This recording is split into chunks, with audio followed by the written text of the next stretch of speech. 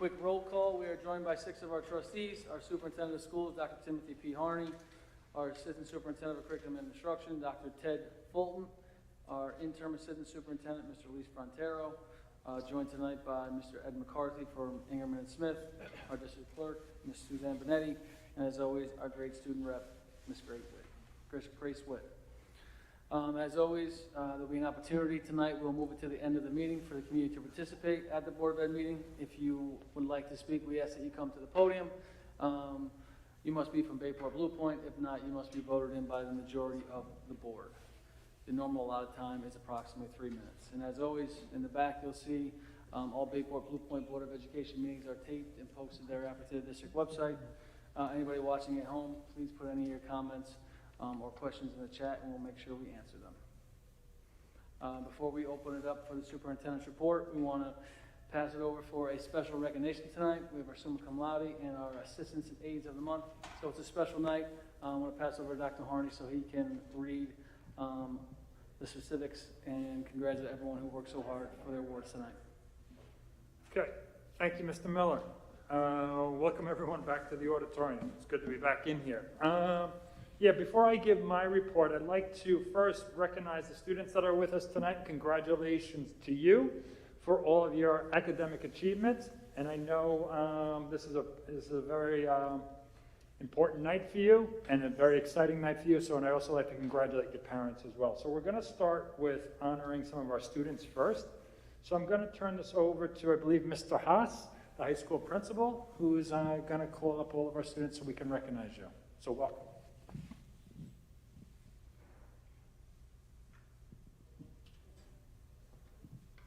Thank you, Dr. Harney. It's once again my pleasure to be joining you tonight to recognize some of the best and brightest that Bayport Blue Point High School has to offer. Last board meeting, we had the opportunity to recognize the first half of our summa cum laude students, but there are so many that we had to spread it out over 2 board meetings. So just to recap it, summa cum laude students have earned a 96.5 or better weighted average throughout their time in Bayport Blue Point High School. This is no easy feat. This really goes to show how hard not only they've worked in their classes, but also, combined with that, how much they've challenged themselves throughout their course with the rigor of their schedule each and every year. So hats off goes to all the students that are being recognized tonight. You have certainly done Bayport Blue Point High School proud, and I know your families also are extremely proud of you. Along with, when I call you up, I will give you your certificates. I'm going to ask that you all stand up here so we can get a nice picture of everyone together at the end. And along with calling up the summa cum laude, some students that are being recognized tonight also are being recognized for an advanced placement award based on the amount of AP tests they have taken throughout their high school career and the scores that they received on that. So you may hear after somebody's name, you may also hear the AP award that they're being recognized for. So without further ado, I'd like to call up the students. And like I said, once you get your certificate, we'll just line up here so we can get a nice picture of you at the end. So first we have Lily Asano, who also summa cum laude, AP Scholar with distinction.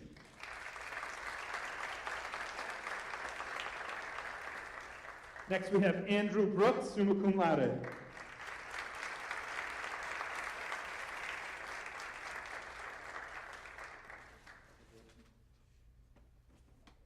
Dr. Fulton's going to be my lovely assistant this evening, I guess. Next we have Deanna Bruno, summa cum laude, AP Scholar.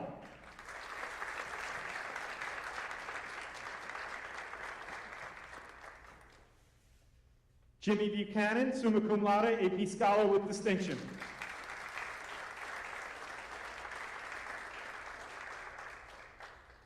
Angela Croce, summa cum laude, AP Scholar with distinction.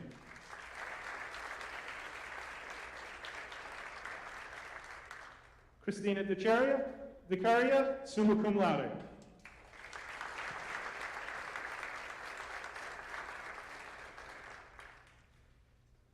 Riley Durr, summa cum laude, AP Scholar with distinction.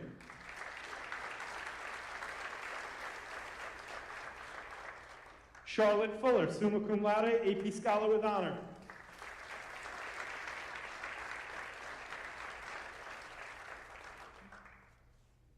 Nicholas Giannakis, summa cum laude, AP Scholar with distinction.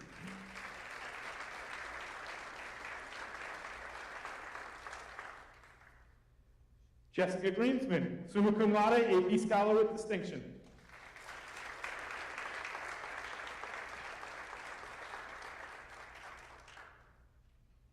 Tara Hickey, summa cum laude, AP Scholar with distinction.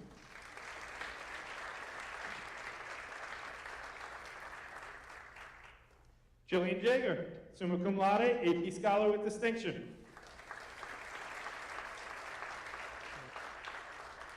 Parade Kelly, summa cum laude.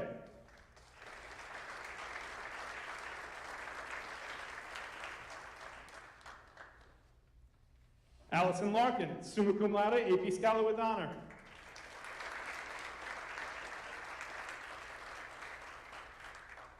Leanna Messina, summa cum laude, AP Scholar. Tessa Organis, summa cum laude.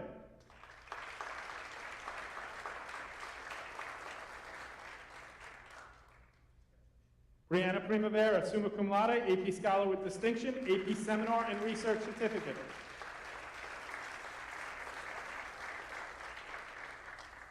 Gabe Ross, summa cum laude.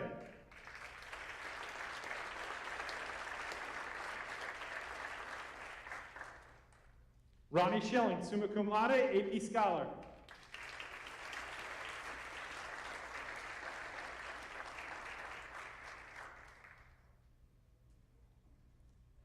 Darla Sparacio, summa cum laude, AP Scholar, AP Seminar and Research Certificate.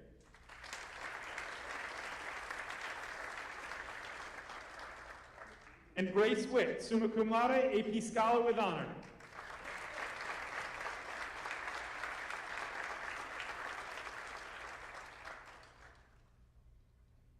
Congratulations again to all of our students this evening. This is a tremendous honor. You should all be extremely proud.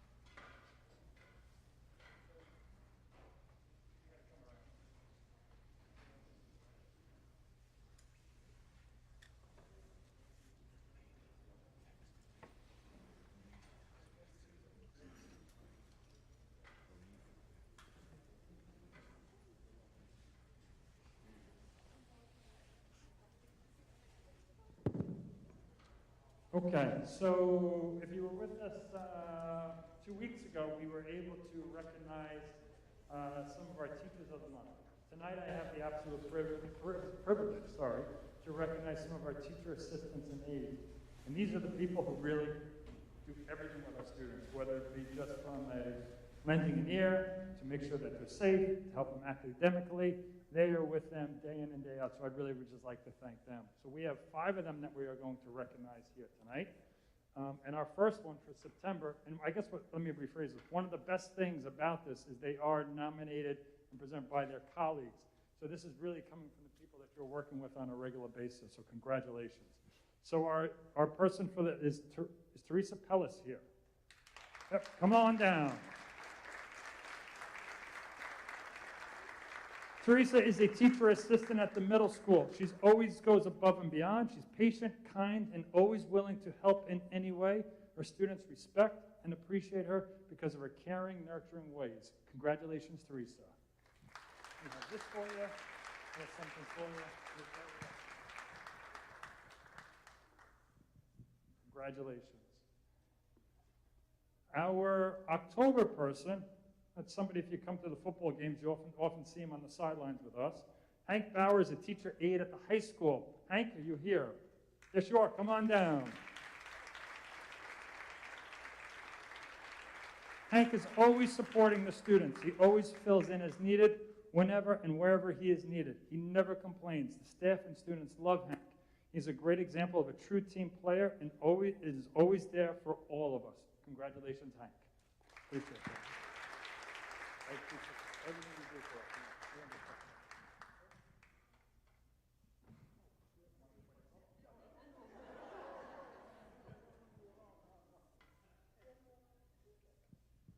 Congratulations, you got it.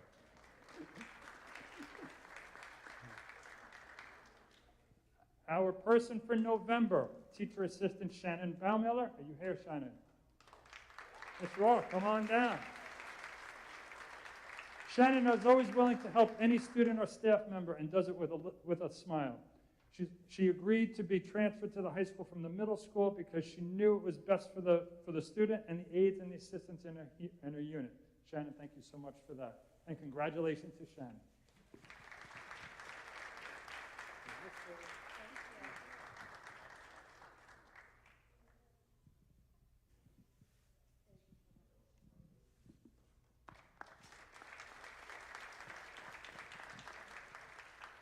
Our person for December is Patty Manning, teacher aide at Academy Street Elementary. Come on down.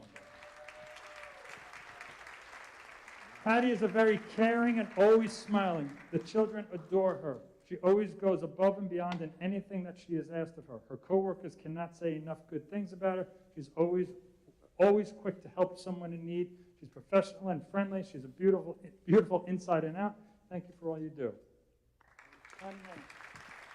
I didn't know if you wanted to.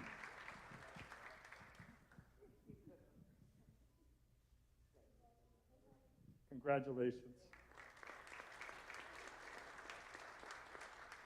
And is Megan Alisea here? Come on down, Megan. Megan is a teacher assistant at the middle school. She's a hard-working, dedicated, and caring assistant. She always shows great leadership and always goes above and beyond for her student and coworkers. She always has a smile on her face and is always willing to help out wherever and whenever help is needed. Congratulations, Meg, and thank you for all the hard work and dedication. Thank you so much.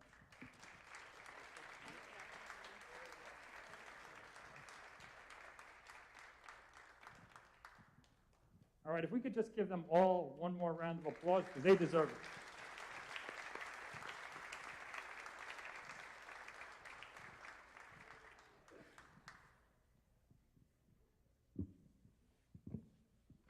Before Dr. Harney sits down, how about, I just wanted to say thank you and congratulations to all the award winners tonight. And at this time, if you'd like to leave or exit, this would be the time. Obviously, feel free to stay if you'd like to, but this would be the time if you'd like to go home before Dr. Harney starts his superintendent report. But thank you guys so much. Congratulations again.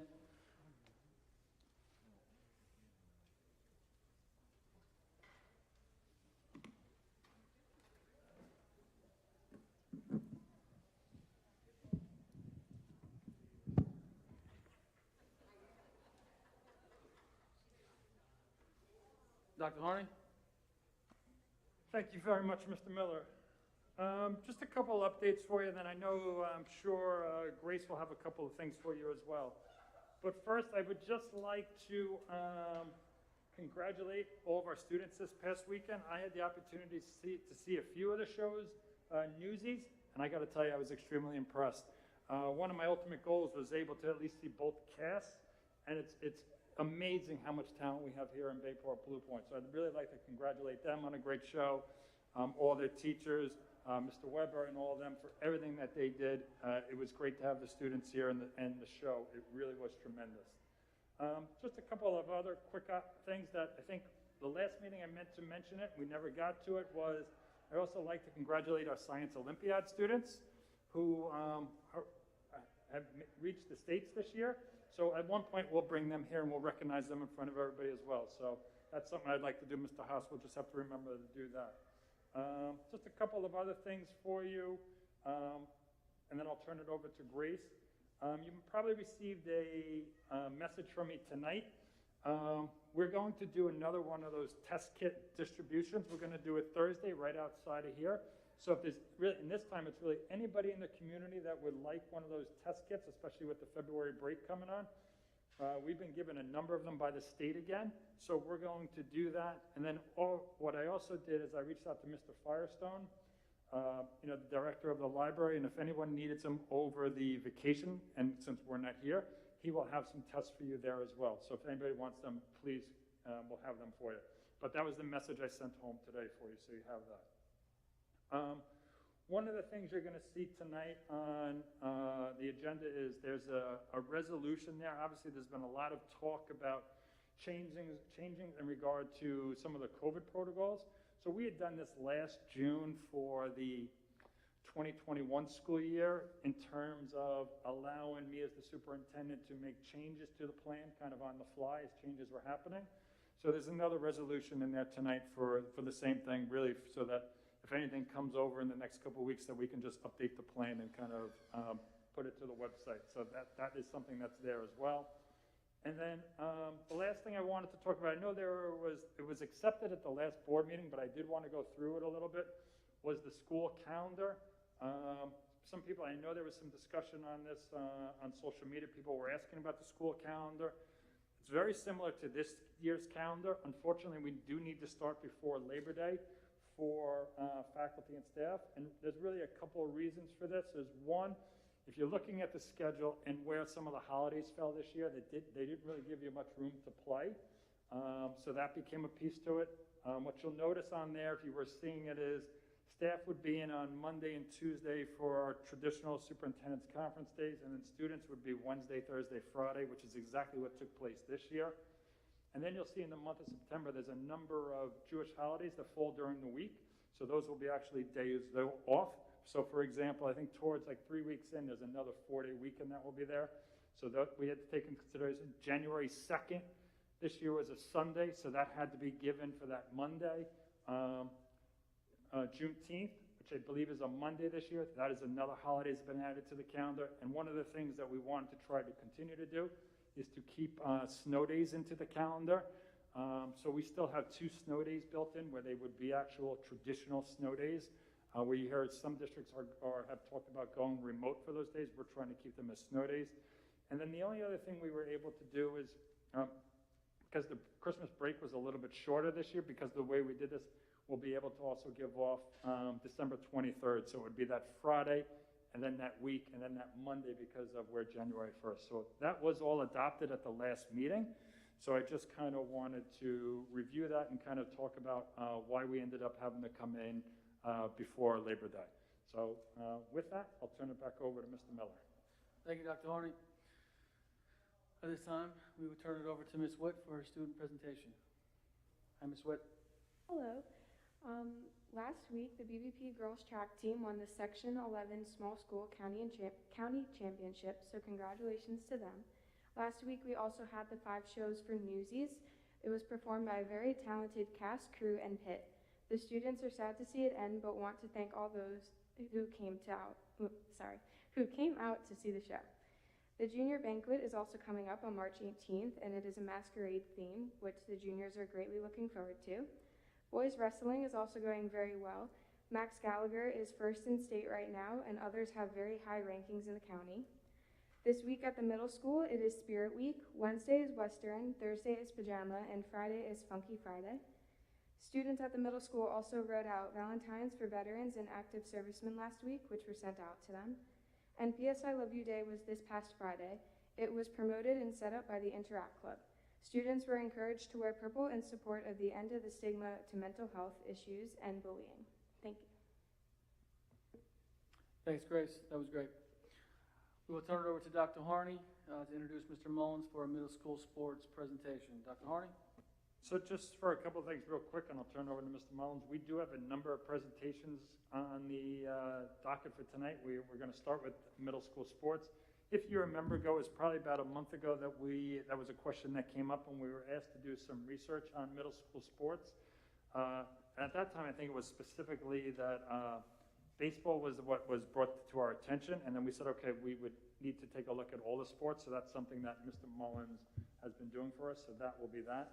And then after Mr. Mullins, we have an update on transportation, and then we'll have a budget presentation. So we have a number of presentations to give tonight. So with that, first of all, I'd like to thank Mr. Mullins for all his efforts, and I'm going to turn it over to you. Thank you, Dr. Harney. Dr. Harney pretty much just gave a great segue as to why we're here tonight. The discussion came out at a previous board meeting in regards to the possibility of adding a second baseball team. From our perspective, we want to make sure we're here tonight to make sure it's equitable, to ensure fairness and equality for all sports, because there's a couple of programs that could, potentially use a second team added for that. What middle school sports? Let me just get to this here. Here we go. Phys ed guys, so you got to bear with me a little bit here. What middle school sports do we have to make reductions in? Actually, let me back up here. I covered that one already. Here we go. What middle school sports we currently make reductions in? Early winter, we do girls volleyball, boys basketball. Late winter, boys volleyball, girls basketball. Spring, we do baseball, softball when the numbers are warranted. We do not like to make reductions, but unfortunately, due to spatial issues, instructional issues, we really have no choice. Obviously, athletics is very popular here in the Bayport Blue Point School District, and some teams just warrant numbers to be reduced for that. Also, to build off of that, it's difficult to force a skill development with a large number of student athletes and one coach. You want to make sure that the setting is as possibly as intimate as possible, so you're ensuring that kids are getting the best possible instruction in practice and in games. You talk about games. The more student athletes on a team, reduce playing time for all student athletes. For example, in the sport of basketball, there are 5 periods. There are 7 minutes in length. So you're talking 35 minutes. Right now, we currently keep 20 student athletes on the team. So to get 20 student athletes in a 35-minute game takes a lot of maneuvering on behalf of the coach. They certainly do a fantastic job doing it. To give you another example with football, we had 63 student athletes on our football team this past fall. You play 5 periods at 12 minutes each. So you're talking about a 60-minute game to try to get 63 student athletes in, while 11 players are on the field at a time. It's very difficult. So you want to make sure that, obviously we don't cut in football, but that's a sport that you could potentially look at adding a second team for. And the final reason why, unfortunately, we're limited with gym, field, space concerns. Right now at the middle school, we basically have 1.5 gyms. So early winter, we have, as I stated before, boys basketball and girls volleyball sharing a gym and a half. In the late winter, you have girls basketball, wrestling, and now newly added boys volleyball sharing a gym. So it takes a lot of creative maneuvering as far as utilizing the space to the best of its ability. So this is one of the reasons why we unfortunately have to make reductions. I know being in education, it's kind of goes against the grain of what we want to do, but unfortunately, it is interscholastic athletics, and sometimes we do need to make reductions in order to make a program work and be successful. What would be the pros of adding teams? Obviously, potentially limited to no reductions. That's what we'd love to be able to, not have to make cuts. But again, this is predicated on the number of student athletes trying out. If we were to add teams in certain sports, that doesn't necessarily mean we would not have to make reductions. For example, if we have 60 student athletes come out for the baseball team, taking 30 student athletes on each team, that'd be very difficult when you have 9 players, playing at a time for a 6-inning game. Again, it goes back to the quality of playing time with that. If we did add more teams, another positive would be more opportunities for student athletes. Getting kids involved from the social emotional setting, there's nothing better than being part of a team. Athletics builds the skills you need for life as far as collaboration, teamwork, cooperation, discipline. So there'd be more opportunities for student athletes to achieve that. More personalized instruction. Smaller teams, it's better off with from 1 coach to 20 versus 1 coach to 40. Certainly that's prudent, for a program. The best part of this is the ability to hone their skills through game competition. There's nothing better in athletics than playing in contests and getting that game time experience. And adding additional teams would afford student athletes more opportunities for playing time because you're not shuttling as many students through a game when you have a number of student athletes. What would be some challenges we would face? We touched upon it before. Scheduling would definitely be an issue. We got to remember, if we add teams in the spring or in the fall, we basically have one game field. Boys and girls lacrosse share a field. Football, boys and girls soccer share a field in the fall. Now you move indoors, you would have, one gym. Basically, the middle school is the only place where we actually can have contests. So you're talking about sharing, 4 teams sharing one gym. Is it impossible? Absolutely not. Can we make it work? We sure can. It would just be a challenge to do it. And the big thing right now is finding coaches to fill vacancies. We had an assistant track vacancy up until today. We finally filled it. But it is difficult finding coaches nowadays. If you go on the Section 11 website, if you look, there are currently right now within Section 11, there are 47 coaching vacancies that are still been unfilled for the spring season, which starts on March 14th. So a lot of districts are in a very difficult situation. Here, our staff is fantastic. They step up. They realize the connections that that are forged after school. So our teachers and staff are constantly stepping up and taking these roles for the love of kids. So we're fortunate here, but it is extremely difficult finding coaches nowadays, and a lot of districts are in, very precarious situations trying to fill these vacancies when the season starts in a couple of weeks. And again, I just want to touch upon this again. If second teams are added, that doesn't necessarily mean that we would not have to make reductions. It's all going to be predicated on the amount of student athletes that come out for those teams. I just put together a list of potential sports where a second team would be warranted. Football, as we know, we had a great season this past fall, and we all know what success breeds success. So we're going to have more and more student athletes out for that. And all these the sports that are listed there, it's a testament to this community. And for all those people that get involved in the youth organizations, because that's our lifeline. And this is where success starts, at the youth level, and it continues on to the middle school, to the JV, and then obviously to the varsity program. But football, field hockey, boys basketball, girls basketball, boys and girls volleyball, boys and girls lacrosse, baseball and softball. Again, it's not as prevalent in softball, but there have been years where the numbers were high. So, when we talk about the possibility of implementing a second team, this certainly would be a list that we would have to look at if we would go in that direction. Finally, just to come full circle, the question was posed about adding a second baseball team at a few board meetings ago, and we did some research, and there are 6 school districts in Suffolk County. I believe there are 62 school districts. 6 of them have a second baseball team: Comac, Lindenhurst, Half Hollow Hills, Riverhead, West Hampton, and Shaw and Wade River. Obviously, the top 4 are considered AA schools.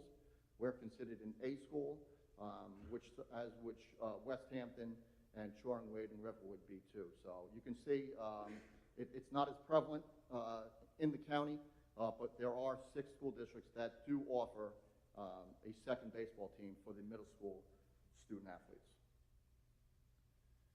Any questions? I would just say thank you, Mr. Mullins. We appreciate that update. Open it up to any trustees. I would just say, I'll speak for myself, I'm definitely would be open to adding additional teams, especially in the middle school. I know that might not mean that there'll be no cuts, but it would also give additional opportunities across the board in the middle school years. Absolutely. I have a question. Thank you for the presentation. And according to the A schools that you have listed here, West Hampton Beach and Shore and Wading River, of those schools, what double team sports do they have from that list? Is it just baseball? No, they have, when you go indoors, they have volleyball and basketball as well. I believe Shoreham does have 2 football teams as well. Thank you. I can certainly give you a more definitive list tomorrow, but off the top of my head, I believe that's the case in regards to that. Thank you.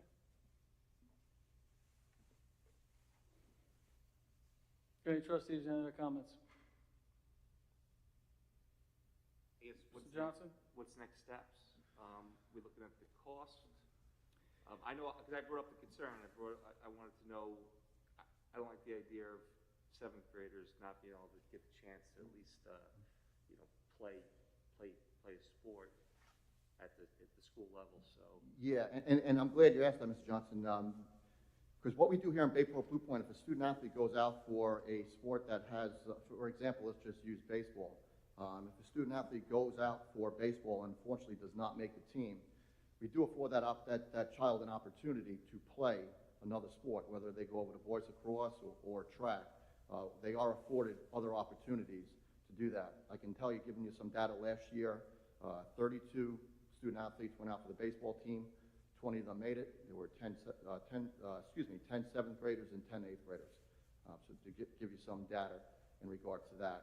As far as the financial impact, if we were to add second teams for the list that I had spoken about earlier, if I can go back, it's not going to let me go back, hang on. Here we go. If we were to add a second team for all of those sports listed, it would be approximately $135,000 on the budget to do that. Busing, uniforms. That's everything. games. Yep, the additional coaching costs, supplies, uniforms, officials' fees, that would be soup to nuts, approximately $135,000. Thanks, Mr. Mullins. I would just ask the board, would they be open to considering the spring season for boys and girls lacrosse and baseball, and then we can determine next steps in the budget for the other teams going forward? Yes, I'd like to consider that for the spring, please. Thank you, Mr. Krug. The three sports, Dr. Hardy's asking what sports. I'm just saying the three spring sports that are boys lacrosse, girls lacrosse, baseball. I'm in favor of that. Mr. Roan, any other trustees have any issues or concerns with this? So I'll just say it maybe a different way. Does anybody have any concerns up here in regards to looking into adding the addition of 3 additional modified teams for boys, girls lacrosse, and baseball? I mean, based on the discussion, is it feasible? Is there the space? Is there the coaching interest?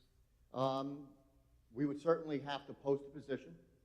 Whether we would find people, I'm not sure, to be honest with you, because as I said before, it's very difficult, but we'd certainly do our due diligence in regards to that. Is it feasible from a Section 11 standpoint? Absolutely. I spoke with Section 11 today. As long as we give them an answer tomorrow, Thursday, the latest. They haven't released the schedules yet, but they would be able to do that if we gave them a firm decision within the next day or so.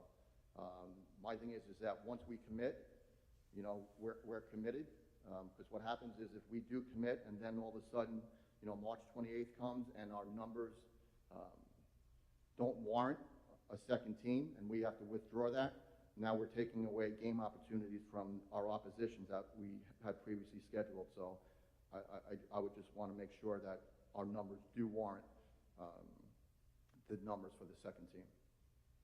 Mr. Mullins, saying that, I know you had, in preparation, you had them do like an interest meeting. Correct. So what were your numbers from the interest meeting?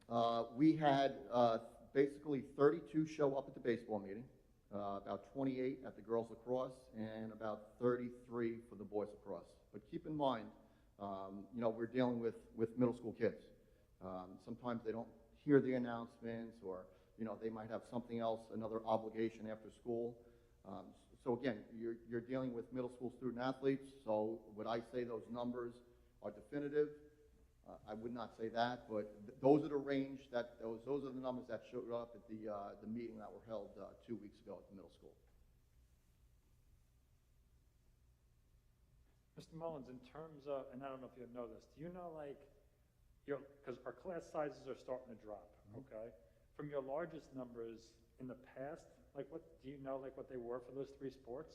They were definitely higher, but I will also say from a boys and girls lacrosse standpoint, Obviously, our programs here are, nationally known. We do have some student athletes when they get into 8th grade that are selectively classified, that are brought up to the JV level. So that, if, let's say there were 40 student athletes interested at the middle school level, I know this year we're taking 8th graders up for girls lacrosse, so now that number's down to 32. Baseball, I think in my career here, and Coach Mosio, who's probably one of the best coaches in the state, in his time here, I believe he brought up 2 8th graders to compete at the high school level. So that's rare from a baseball standpoint. Lacrosse, you could have anywhere from 6 to 8 8th graders brought up each season.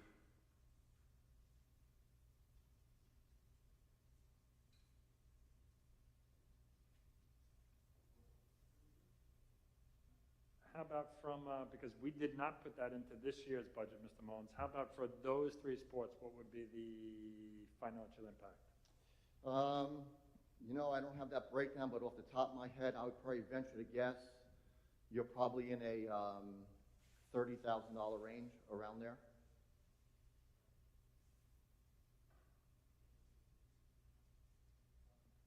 Lou, what do you think about how we're halfway through the actual physical school year?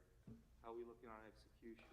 Is $30,000 something that we can entertain as a pilot?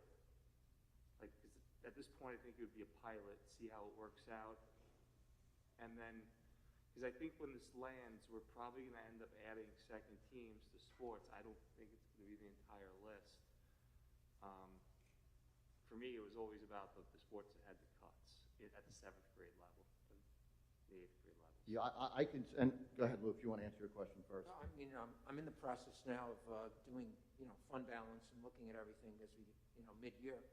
And I would investigate it closer. My sense is that we could do it, but I'd want to be, on solid ground when I say that. So. Yeah, Mr. Johnson, I could tell you that I would be back up here in August advocating for an additional football team, as well as field hockey team, because those 2 programs are booming. As I alluded to before, football had 63 student athletes, and field hockey probably had well over 40. And our field hockey team has been playing for county titles for the past couple of years now. So that would certainly warrant a second team, because now you're, instead of dealing with 40 student athletes on one team, now you break it into 20 and 20. More playing time for kids, more opportunity for them to hone their skills, and getting game time experience, which is invaluable.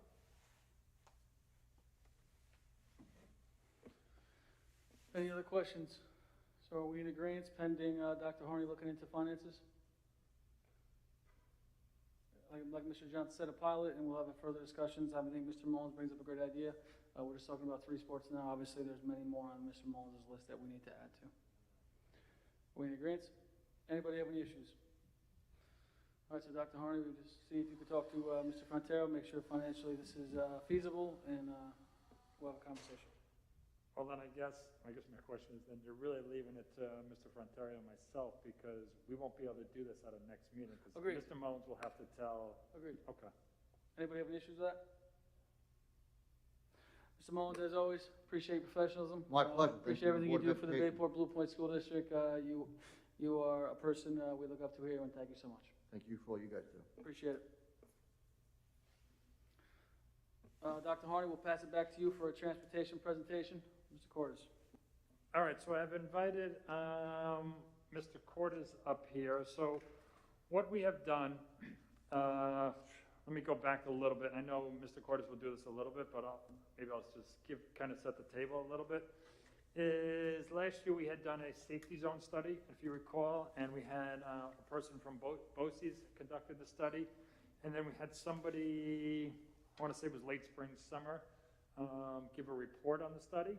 And based on that information, we decided to create a transportation committee. So first, I would be remiss if I did not thank the transportation committee, which was made up of various stakeholders within the district. So I must thank them. We met now 5 or 6 times, I guess it was, over the course of 2-3 months, and we're able to look into some information that Mr. Cordes provided us, and really that's what he's going to present here. I guess what I'm asking you to do as you're listening to this and you're hearing this is, obviously Mr. Frontero and myself are in the midst of the budget, Is this something, right now, anything we've shown you within the budget, we do not have transportation in there. Even the presentations that he's going to give tonight does not have it in there because we wanted to present it first, and then for the board to kind of tell us, is this something that we'd want to look at as a district? Remembering that it does need voter approval no matter what, come the, as its own referendum. So that's really what I want you to think about when you're kind of listening to Mr. Cordes. So this way we kind of can figure out where we're going within the budget cycle. All right, so with that, I'll turn it over to Mr. Cordes, and I'd just like to thank you for all your effort and all your work. Thank you, Dr. Harney. All right, tonight's presentation, I'm going to discuss the child safety zone. I'll give you a little description of what the child safety zone is. I'm going to give you a timeline when the child safety zone was done, what it meant for Bayport Blue Point, and the transportation committee, the meetings we had, discussions we had, how it's going to affect busing, how many students are going to be affected, what the cost will be, and I'm just going to recap the presentation for everybody. Okay, so hold on. Child safety zone. So New York State defines a child safety zone as hazards that any student that doesn't qualify for busing would have to walk through to get to school on the most direct route to school. All right, so that highways with no shoulders, no sidewalks, railroad crossings with the grade level crossing, and major crossings. Now be Nichols Road and Montauk Highway. So, like Dr. Horney stated earlier, the board asked us to take a look at a child safety zone study. Eastern Suffolk BOCES conducted that study late spring of '21. They presented that study in October to the Board of Education. And then late fall, the Transportation Committee was formed. We had several meetings starting in this past November. The last meeting was yesterday, and they took a look at the presentation I'm presenting here tonight.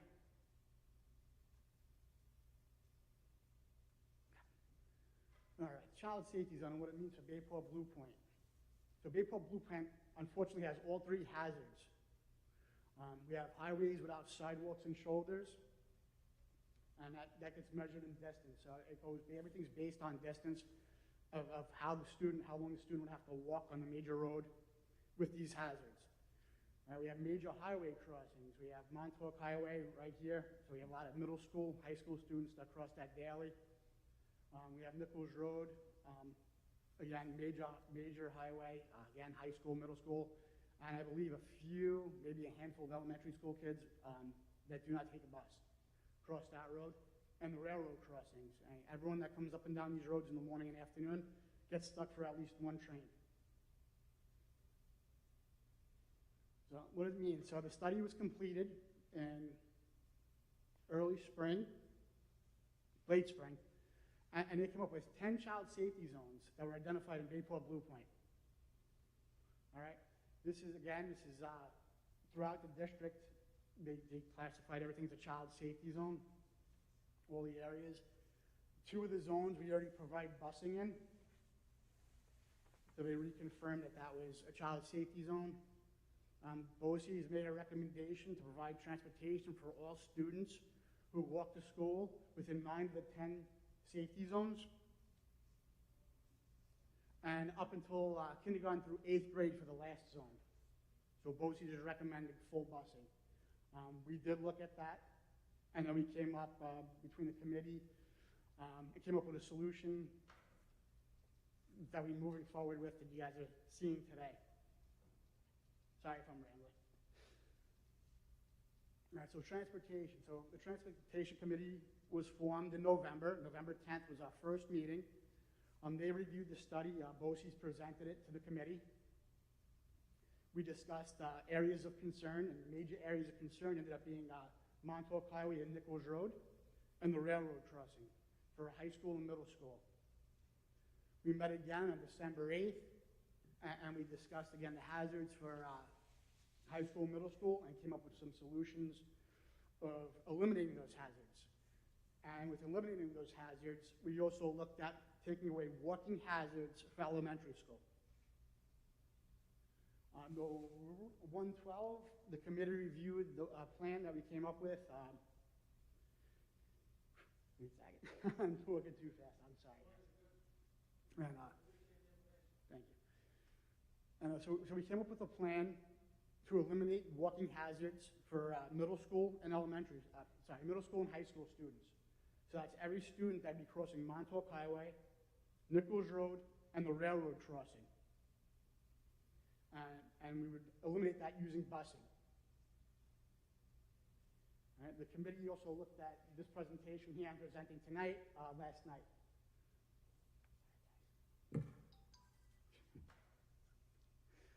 All right, so on to the plan. I know. And I forgot my water too, so I'm like. No. So, to eliminate the crossing hazards for high school and middle school, the district would need 4 additional buses. Bringing the district total up to 7 buses. With these 4 additional buses, we could also reduce the walking hazard for elementary schools. So all the elementary schools that students walk, including Blue Point Elementary, which does not get in-district transportation, they would get in-district transportation with this plan. So what does this mean? So this means that depending on ridership, so that if every high school and middle school kid takes the bus, we're going to eliminate all the major hazards. We're going to eliminate walking hazards. So we're going to eliminate crossing the railroads and major roadways. With that, we're going to reduce mileage for elementary school. So there's no number out there, but the number for the reduction is going to be around 0.75. It's not going to be based off of mileage. It's going to be within the child safety zone. I attached a district map and highlighted areas to help everyone be able to kind of sort through. So the colors are for elementary school.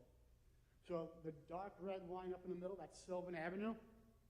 Those are students for Sylvan Avenue that would not qualify under the plan for busing. The blue is Academy Street. The green is Blue Point Elementary.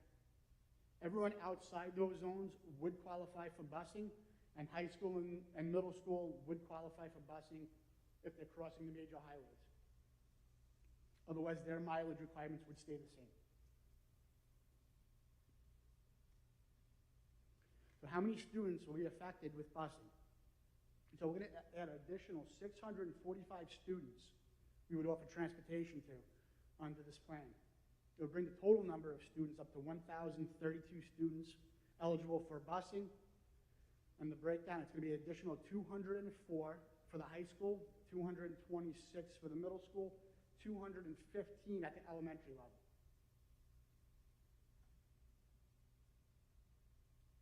The cost of this plan costs $370,680 plus CPI. CPI on average is anywhere from 3 to 5%. This will bring the total in-district cost of transportation to $658,000 plus CPI.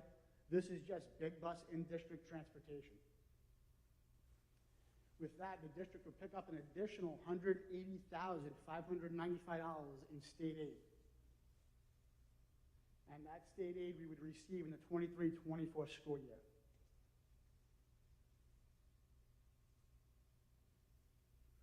All right, to summarize, so it'll be additional 4 buses, and that would eliminate crossing major roadways, railroad crossings for the high school and middle school. It gives us the ability to reduce the mileage for elementary school down to 0.75, eliminating the walking hazards for those students. At a cost for the 4 additional buses of $370,680 plus CPI. And we would have an additional 645 students eligible for transportation.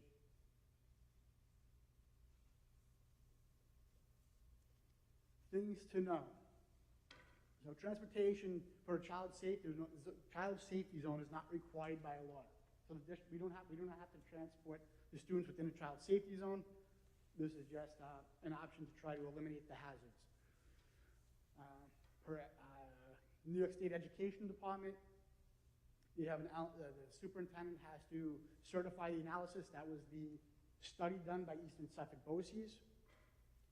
The Board of Education would have to adopt the child safety zone, and because of the additional cost of busing, It would have to go out for voter approval with a separate proposition.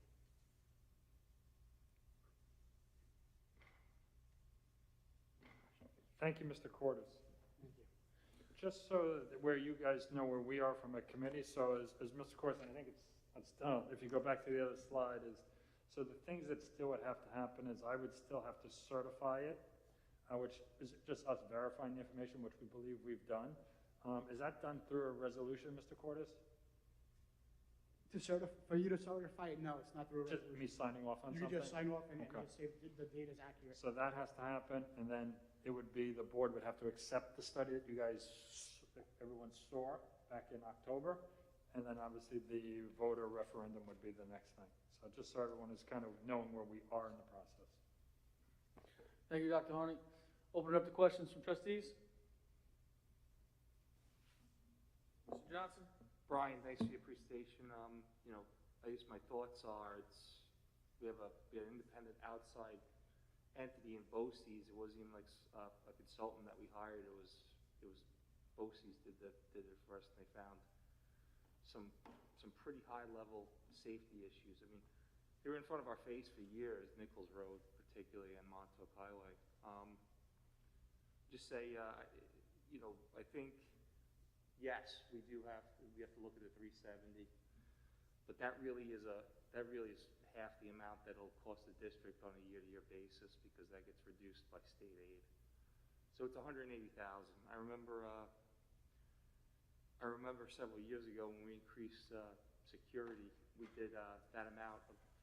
We were able to make that decision to add that to the budget, $200,000 plus to add extra security.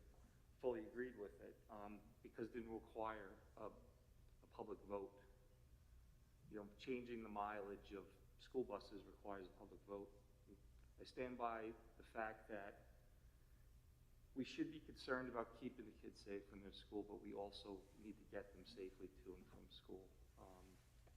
So I know this has to go to the public vote, and you know, to me it's pretty simple.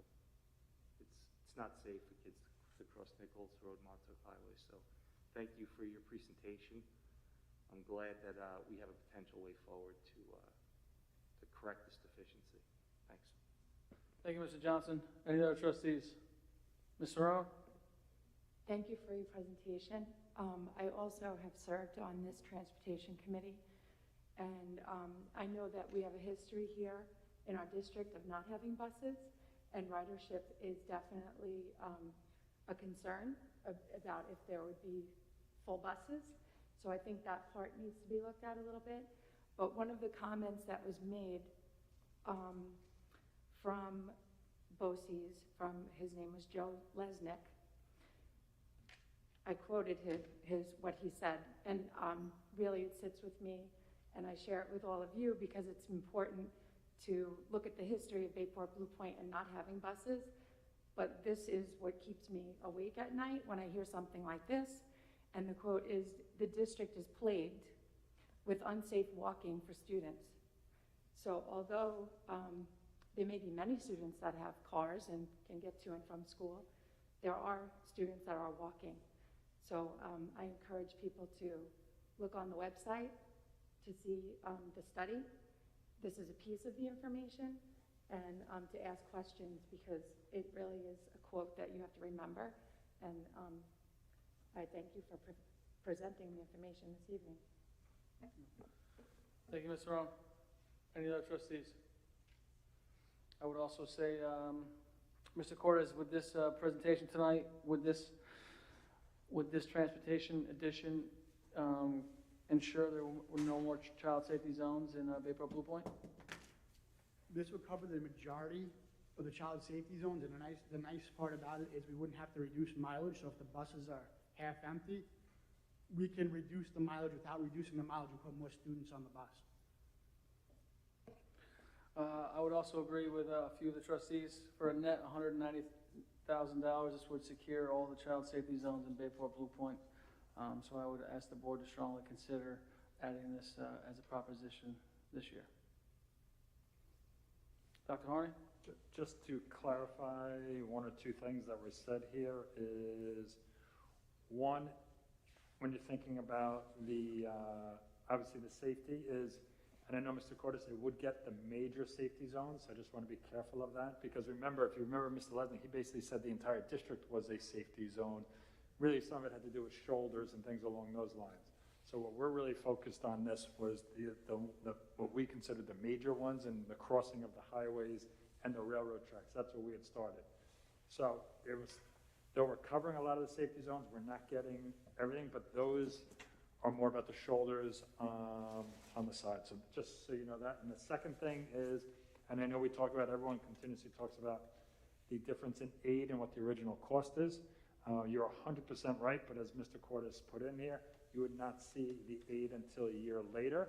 So just remember, the initial impact on the overall budget would be $370,000, and then from there on in, it would, you would get the aid after that. Then that would be reduced, just so that everyone's aware. Dr. Hardy, just so we're all aware, what do you need from the Board of Ed right now? Because we're in the budget cycle, and now it is mid-February, is, as I said, even the presentations that Mr. Frontera is going to do tonight, we did not take into consideration adding busing to it. So if that is something that the board would like us to explore as we're going through this process now, we just would like to know that, so this way that we can start to figure out where our actual tax levy will be and where our budget increase. If you remember last time, Mr. Frontera kind of gave you a range, in the numbers where he was sitting. So this would, obviously, we want to try to keep us in the range, because the one thing we do not want to be doing, at least it's not as my recommendation, is piercing the cap. We're trying to keep everything within our cap. Thank you, Dr. Harney. Any trustees have any concerns with this being put into the budget for a conversation at our next budget meeting? One Mr. Johnson? additional question. So say in year 2, the ridership's low, we can always, that's it, we wouldn't contract the additional buses. So the cost would go down. This is the highest cost it should be. You could actually do it, you're correct, you could actually do it two ways, right? You could do it as the way of, okay, we don't need those buses because of the ridership. Or you could say, as Mr. Cordes was saying, hey, maybe we can capture some more kids and we can just go into other safety zones. So you could do it one of the two ways. And additionally, when we look at next year, I know that's the problem, the 1-year delay in state aid, but it's probably the best time for this to happen, because we're 2 years in a row of pretty large surplus. We have increased fund balance. We're moving that to reserves as well, so technically we could use our fund balance to float this year, so it wouldn't impact our tax cap or anything, and basically until the state aid kicks out. So we really, if we work it out right, I mean, correct me if I'm wrong, we really can float this as a $180,000 budget increase, which we're talking about $130,000 for extra sports, which I'm all for, but this is a little higher on my priority list. I would, Mr. Johnson, I would definitely have, in my next presentation, not tonight's, but the next one, is some options to see what that looks like. Great. So not only from the expense side, but also on the revenue side. Thank you. Thank you, Mr. Johnson. I'm sorry, Mr. Miller, just one other thing for consideration, and it's not really related to the transportation, is probably the next presentation we've talked about too, is we're going to talk about another program as well, meaning pre-K. So again, when we're looking at, it's one of the things I've been talking about through the budget cycle, that these were two ideas that we were looking at for the 2022-23 school year. So they'll both play into this, and we'll do a updated presentation for the community probably at that March 15th meeting. That's what we're looking at there. So everyone will have the total picture. And then that will give us then about a month to really kind of set what our tax levy is going to be before, that April deadline. Any issues with Dr. Harney putting transportation into the budget and having a conversation at our next budget meeting? Thank you so much, Dr. Harney. Mr. Cordes, thank you so much for the presentation. We truly appreciate it. All right, we'll pass over to Dr. Harney for, we really have 2 budget presentations. At our last meeting, we weren't able to do it, so we have the 3rd and 4th one tonight. Yep, so really we'll set the table, as they said. So really I'll let Mr. Fronterio take care of you, take you through this. It's really, as he said, 2 presentations, so kind of do an overview and kind of walk you through it a little bit. As I mentioned, anything that we have talked about tonight or in the future in terms of additional programs, they are not in here yet. We had done this if we were just basically rolling over from one year to the next, but he'll give you, kind of walk you through it a little bit. So with that, again, Mr. Frontera, I'd like to thank you for taking the time to put these both together, because I know that was not easy, so I really do appreciate that. In saying that, I'll turn it over to you. My pleasure. Thank you very much. Yeah, I figure it is twice the fun having 3 and 4 together. There you go. So I'm the optimist at all times. So basically an overview of what we're going to cover.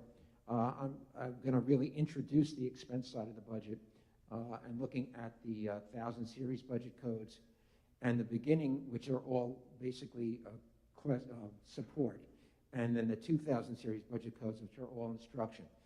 I'll get more into the details about what that means. A little bit more about updated revenue plans since the January 18th when I made a presentation that included some information, but we didn't have the state budget yet. Actually, we got it the next day. A recap of some of the things, again, that I spoke out about on the 18th, and some possible revenue scenarios. So in terms of an agenda, district goals, our budget development calendar, unpacking expenditures on the proposed budget for 23-24, looking at the 1,000 series budget codes, 2,000 series budget codes beginning, revenue updates, board advocacy, tax cap calculation, budget and tax levy increases, some revenue scenarios, next meeting, and questions. So basically, we're going to cover all of that, and it's kind of a lightning round, so I'll get through it all. So with that, as promised, our district goals, these are the guiding principles that drive us every day in Bayport Blue Point. They are both student-centered and community-centered, and are really a boon to this wonderful community. In terms of important time frames, it's always important to have, I always work with a budget calendar, so I know where we're headed, and it's all pretty much mapped out. As you could see on December 7th and January 18th, I had already made presentations which basically set the stage for where we're headed. A little bit more on the 18th about revenue and the tax cap, because I had that information by that day. February 1 and February 15th are now combined into one, and basically we're now introducing some of the expense sides of the budget and giving you an understanding of what is changing and so forth. March 1st and 15th will be a little bit more of that, or possibly be just one presentation on the 15th. And then, of course, as Dr. Harney mentioned, that important date in April when the board would have to adopt a budget that we would bring to our voters in May. And that budget would have a budget-to-budget increase and also a tax levy increase. And at that point in time, we would know for sure. In terms of comparing the 2 years, very briefly, we're looking at the approved budget for 21-22, voter approved, and the proposed first draft of the budget, 22-23. As you can see, it's going up about $2.3 million, or 2.99%. And the reason I have the arrow is general support are the 1,000 series codes. I'll explain what that means.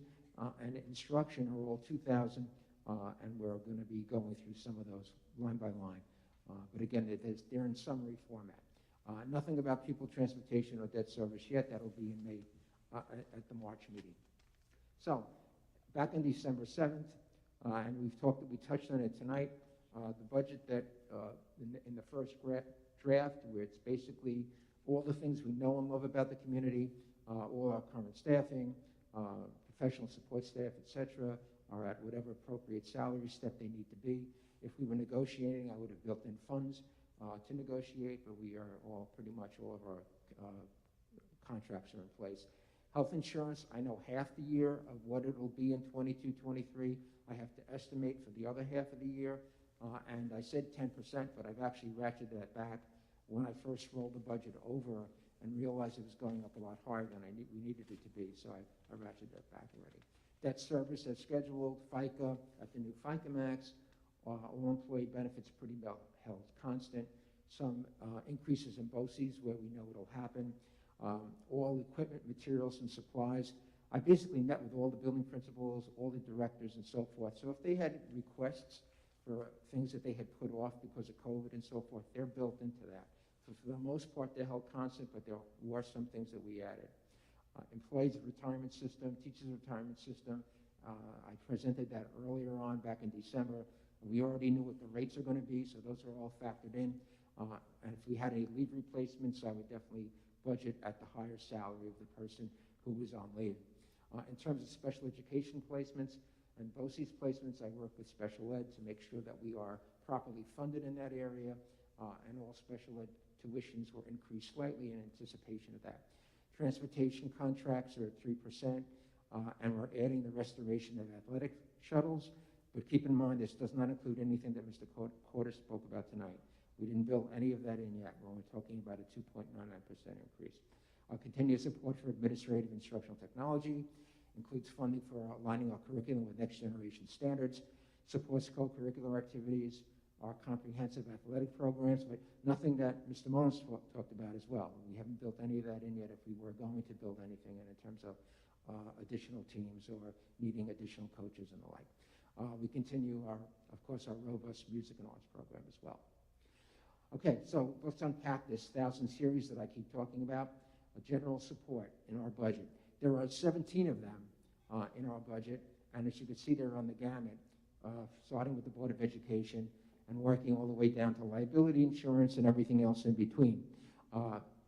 Basically, keep in mind that these codes, these function codes, are from the Uniform System of Accounts for New York State school districts. So every district in the state, and maybe there's about 743 of them or thereabouts, I lost count, they have to build their budgets around this Uniform System of Accounts. So for example, the 1310 is business administration, which would be in my office.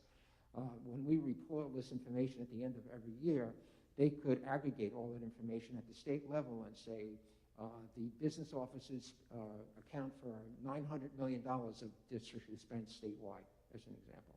So 1310 means business administration here in Bayport Blue Point and in Buffalo, New York as well. It's the same throughout the entire state. So what I'm going to do is I'm going to just explain some of these codes to you and what that impact on our current budget, our proposed budget is. So the first, the layout of this is, and it's just going to be the same every time I present it, is the function, the budget function, the description, whatever that happens to be, the adopted budget for 2021, the actual expenditures in 2021 audited. Of course, that was COVID year too, so you're going to see maybe some changes there that you hadn't anticipated. The adopted budget for 21-22, the proposed budget for 22-23, dollar increase, percentage increase. And that's based off, the dollar increase and the percentage increase is based off the current year's budget. And then, of course, comments where I try to give you a flavor for what is in this function. Remember that the functions can be broken out. Ultimately, if you look at a detailed budget, we probably have 1,400 codes. But within the 1010 functions and various functions, they break out into salaries, equipment, materials, supplies, etc. So this is basically, we're talking about the main functional areas. So 1010, as I said, is Board of Education, and essentially it includes what we fund here is any of the mandated workshops, in-service training, professional memberships, contractual services, supplies, materials, meeting documentation, meaning board docs, and of course, the increases in some anticipation in travel conference now that we may be getting out of a COVID environment. It is important to note that board members receive no compensation and no benefits, except the cyclic rewards of being leaders in their community. So that's an important thing to keep in mind. I did hear from time to time that people said, well, what are the boards getting paid? The board doesn't get paid anything. Again, it's their hard work and community service that is the shining beacon in the community. 1010 is district clerk. That's one of the positions that a district is required to have. They have to have a New York State superintendent. They have to have a district clerk. A district clerk basically is keeping track of the meetings, making sure that everything runs properly in terms of district notices and legal publications and the like. And they also, our district clerk also runs the meetings. The 34%, and by the way, I wanted to mention this, you're going to see some changes, percentage-wise increases or decreases. It doesn't mean we stop doing what we're doing or we're cutting kindergarten out or something like that. I've been aligning the budget with personnel individuals where, we sat down with Ms. Ekstrom in her office and reviewed line by line, person by person, So in some respects, the number that was budgeted may have been higher or lower, and I just, juxtapose them, and that's why they may be looking lower. Remember, all of these ups and downs that you see in the various sections all whittle down to a 2.99% increase when you get to the bottom of the budget. So we're taking them line by line, but ultimately the changes within a particular function, again, I try to give some flavor as to why that is happening. So in this case, with the district clerk, it's basically we made an adjustment for salary for our district clerk because essentially there was a change in how we operated over like a year and a half ago versus now. In terms of district meeting, the 1060 function, here we have everything we need to run our district budget vote and trustee election, equipment rentals, advertising, legal notices, all of those things. Basically it's just up a little bit because of the vote, costs associated with that. In terms of 1240, that's our chief school administrator, Dr. Harney's office. And as you can see, for the most part here, we have Dr. Harner, who is one full-time equivalent. That means one staff member full-time, and office staff of 2.0, and includes expenses for seminars, conference, travel, all the things that Dr. Harney does to stay abreast of the profession, stay abreast of what's happening in New York State and so forth as leaders, educational leaders. Actually, there's one person as assistant, and we charge 2 half-time clericals at the district office in his particular code. And the 1310 is the business administration. That's my office, as a matter of fact, and includes one full-time equivalent, which is me, as interim assistant superintendent, and 5 full-time equivalent persons to do purchasing, accounting, software maintenance, payroll, all of the things that we need to do to basically run the district day to day.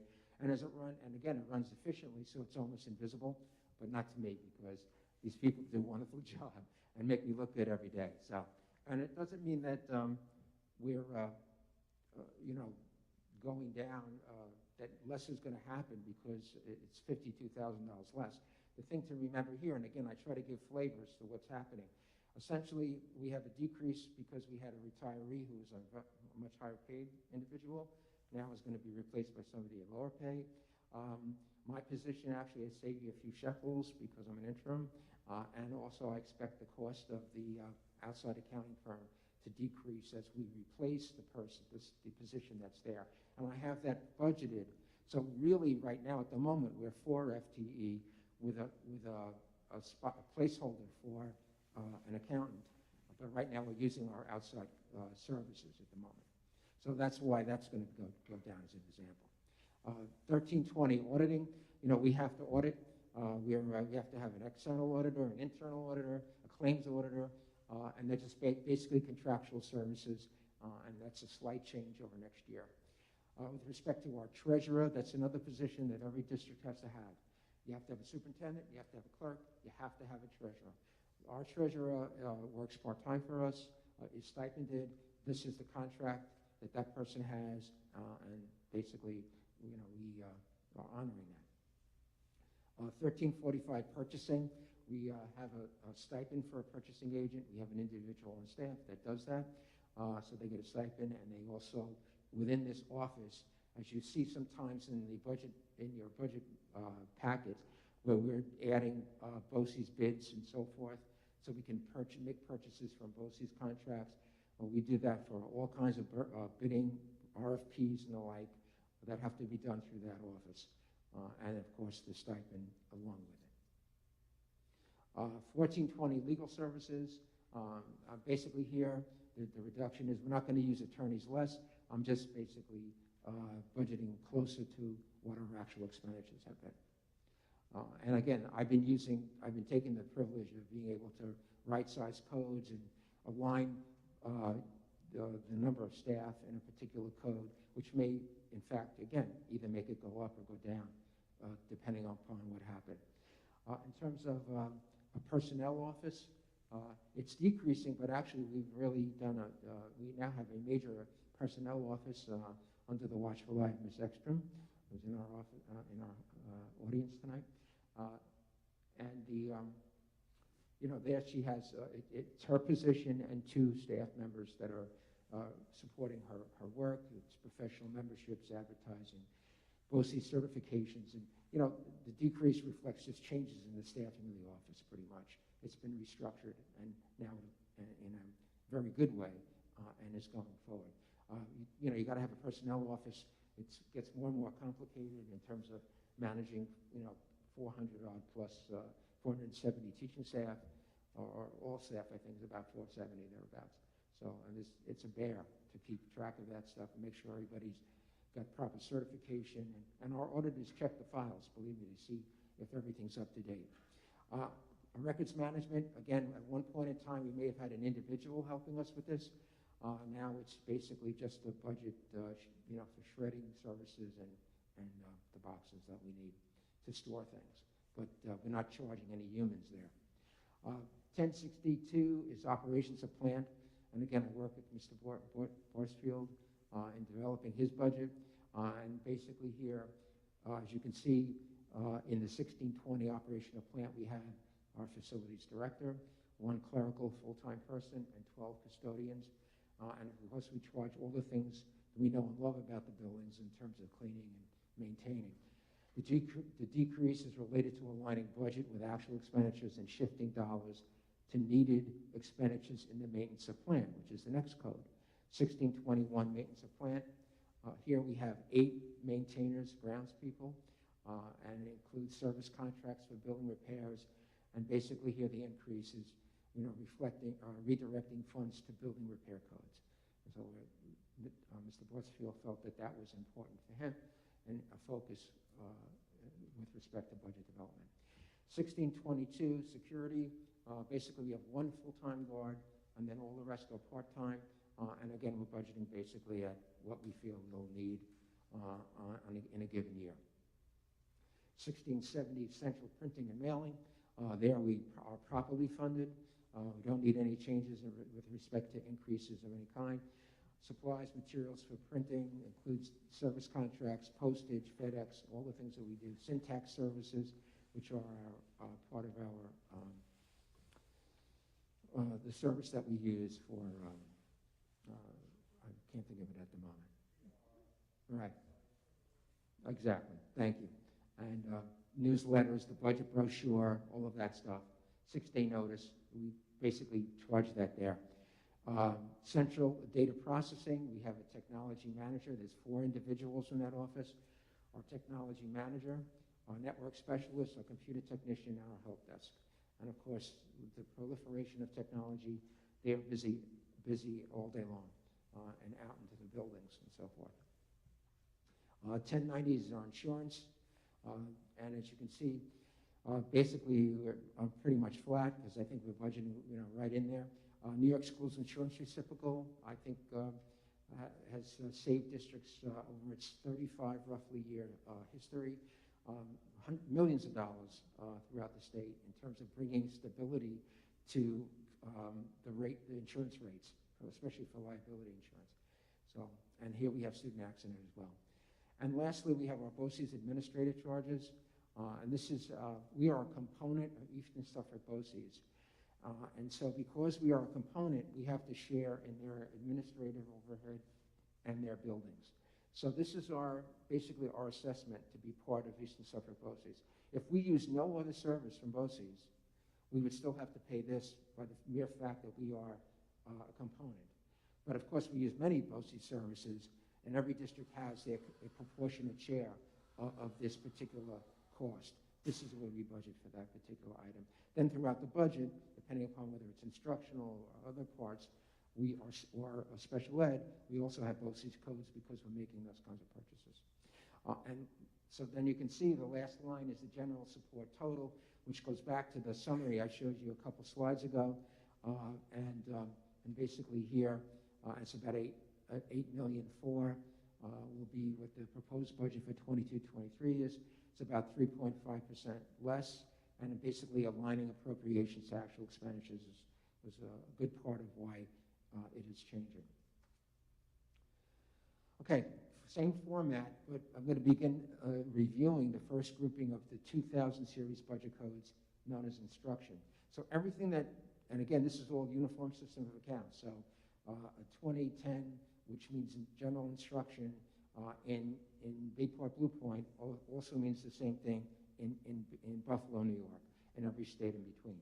So if it starts with a 2, for the most part, in the function code, it is instruction. So we have, again, about 17 codes. It starts with curriculum development supervision, and at this point runs down to teaching reading. And I'll stop there. And then in the next presentation, I'll pick up on the other 2000 series codes that we're going to be reviewing at that point. So 2010, curriculum development and supervision.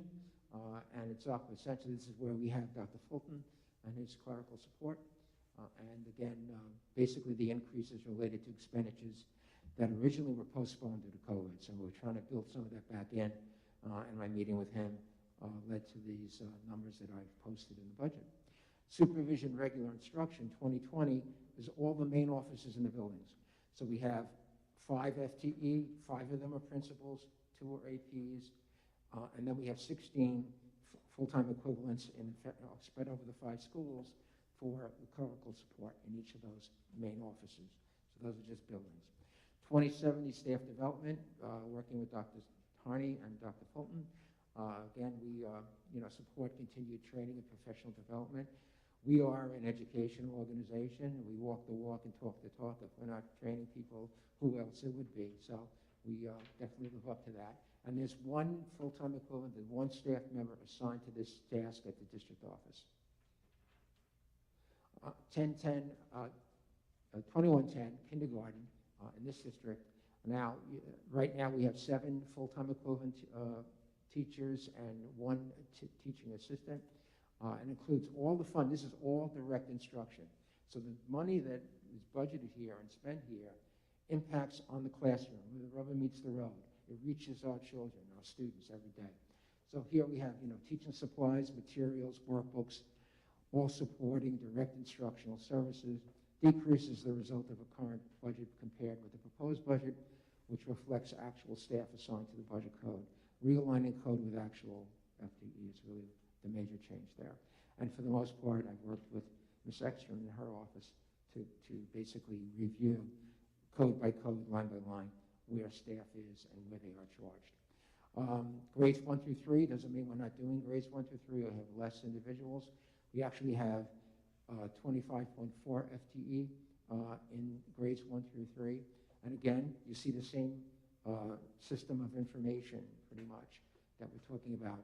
Teaching supplies, materials, workbooks, consumables, district instructional services, and the decrease here is the result of current budget compared with the proposed budget, which reflects actual staff assigned to the budget code.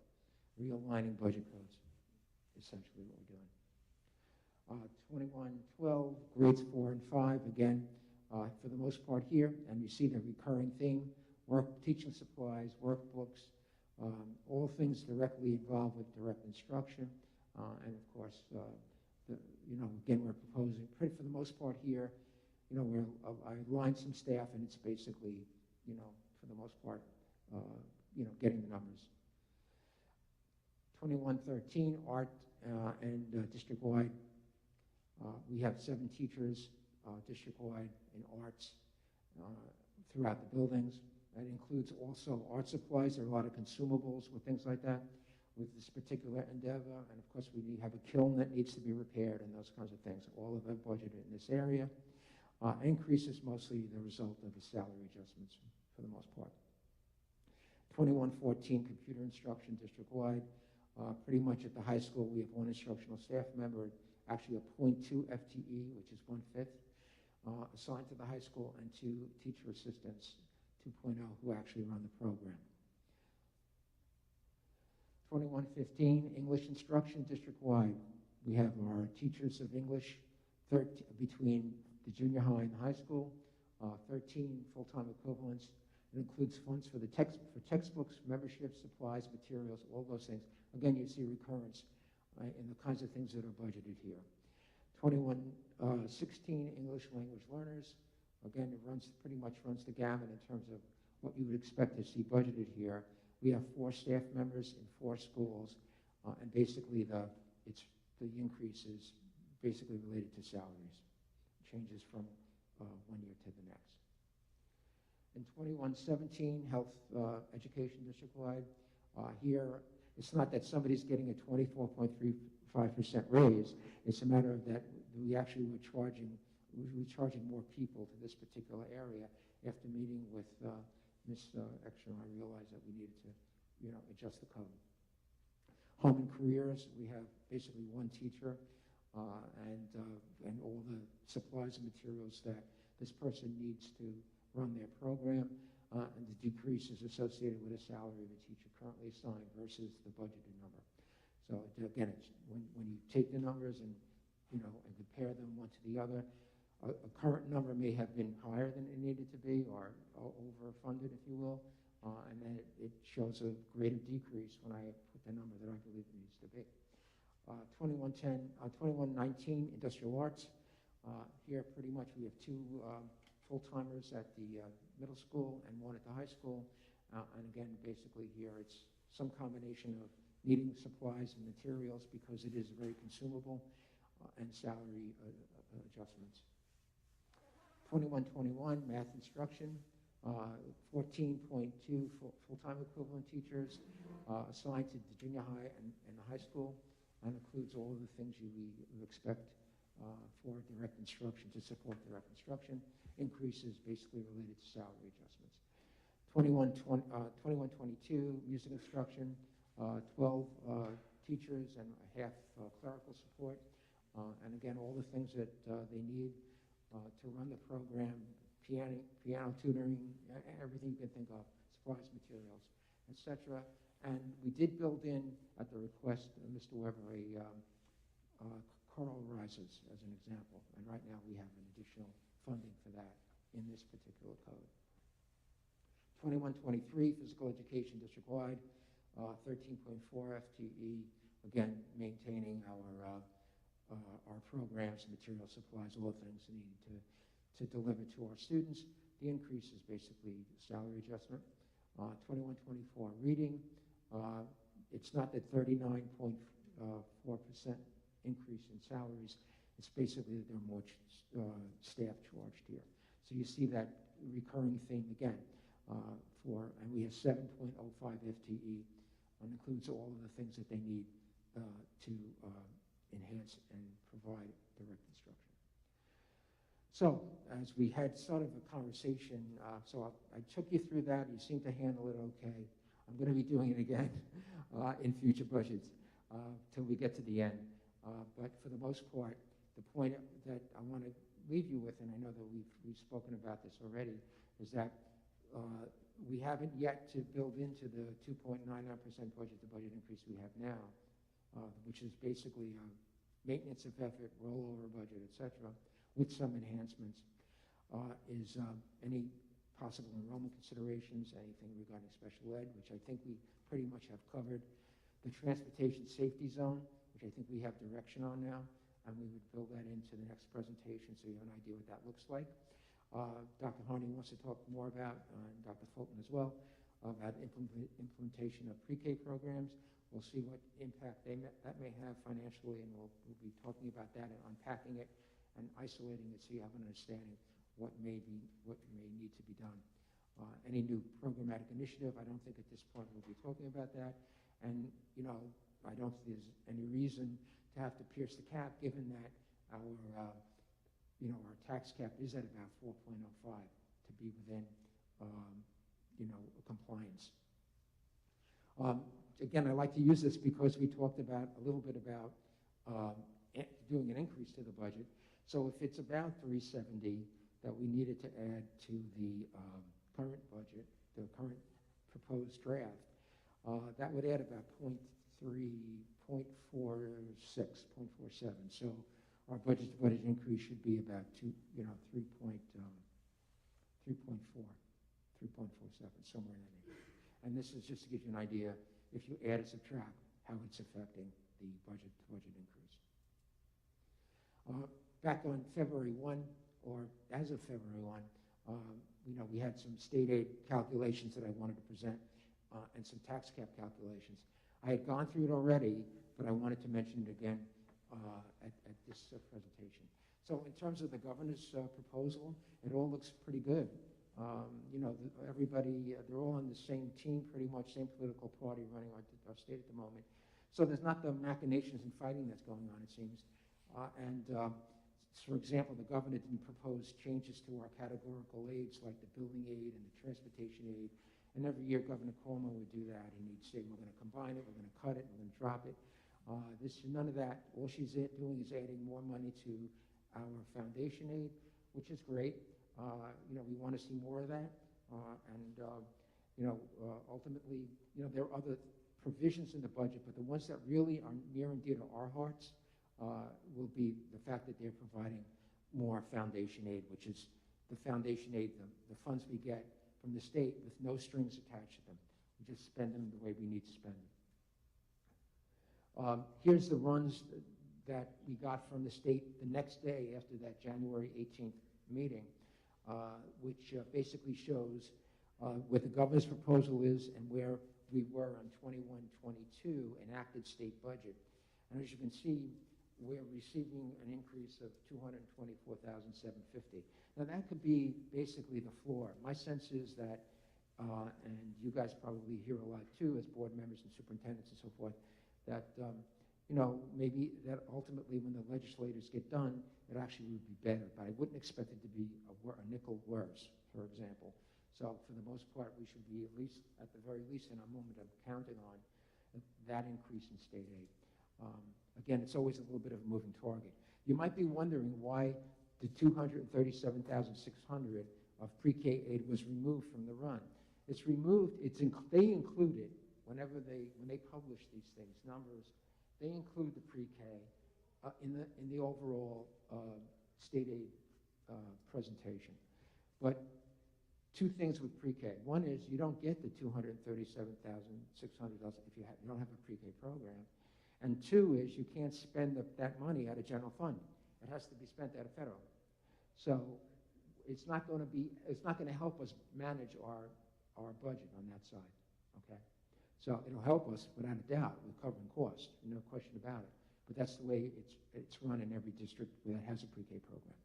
So I backed it out. Again, it's still a $224,750 increase, and I kind of booked that in some of the revenue projections that I'll show you.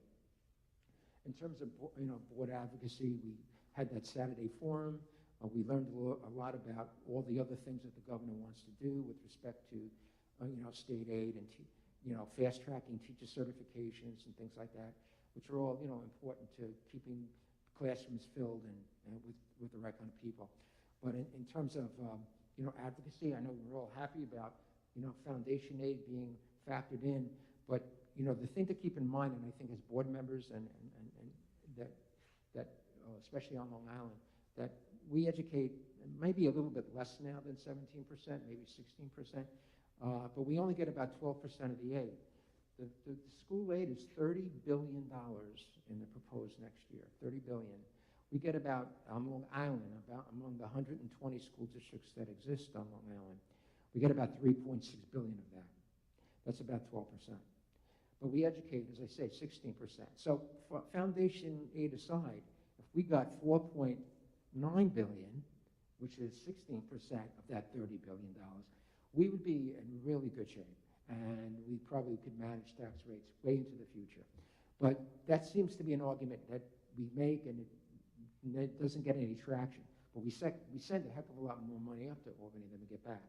And that hopefully will always be the argument for getting it better. Of course, we want to have more exclusions in the tax cap calculation, make sure that the tax cap can't be a negative, because that really hurts a district altogether, and demand that no mandates continue without them funding them for a change.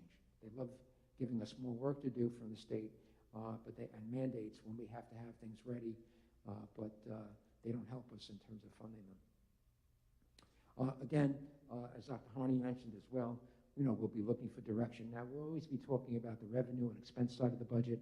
At this point, we always have to be talking about one and the other at the same time. So, ultimately, we'll want some direction as to where the board would feel comfortable bringing a certain tax levy increase to the community. Naturally, that has to be done not in isolation, but with the expense side of the budget in mind, with where we're headed. The reason I show the tax cap calculation again is I got some confirmation in my mind about the tax cap exclusion. And by the way, if we didn't have that tax cap exclusion, the tax levy would be $54,569,000. If you put that against the current tax levy, we'd be going down about $900,000. So, but the fact is that there was some exclusions in last year's, in the current years as well. So, in any event, we're able to.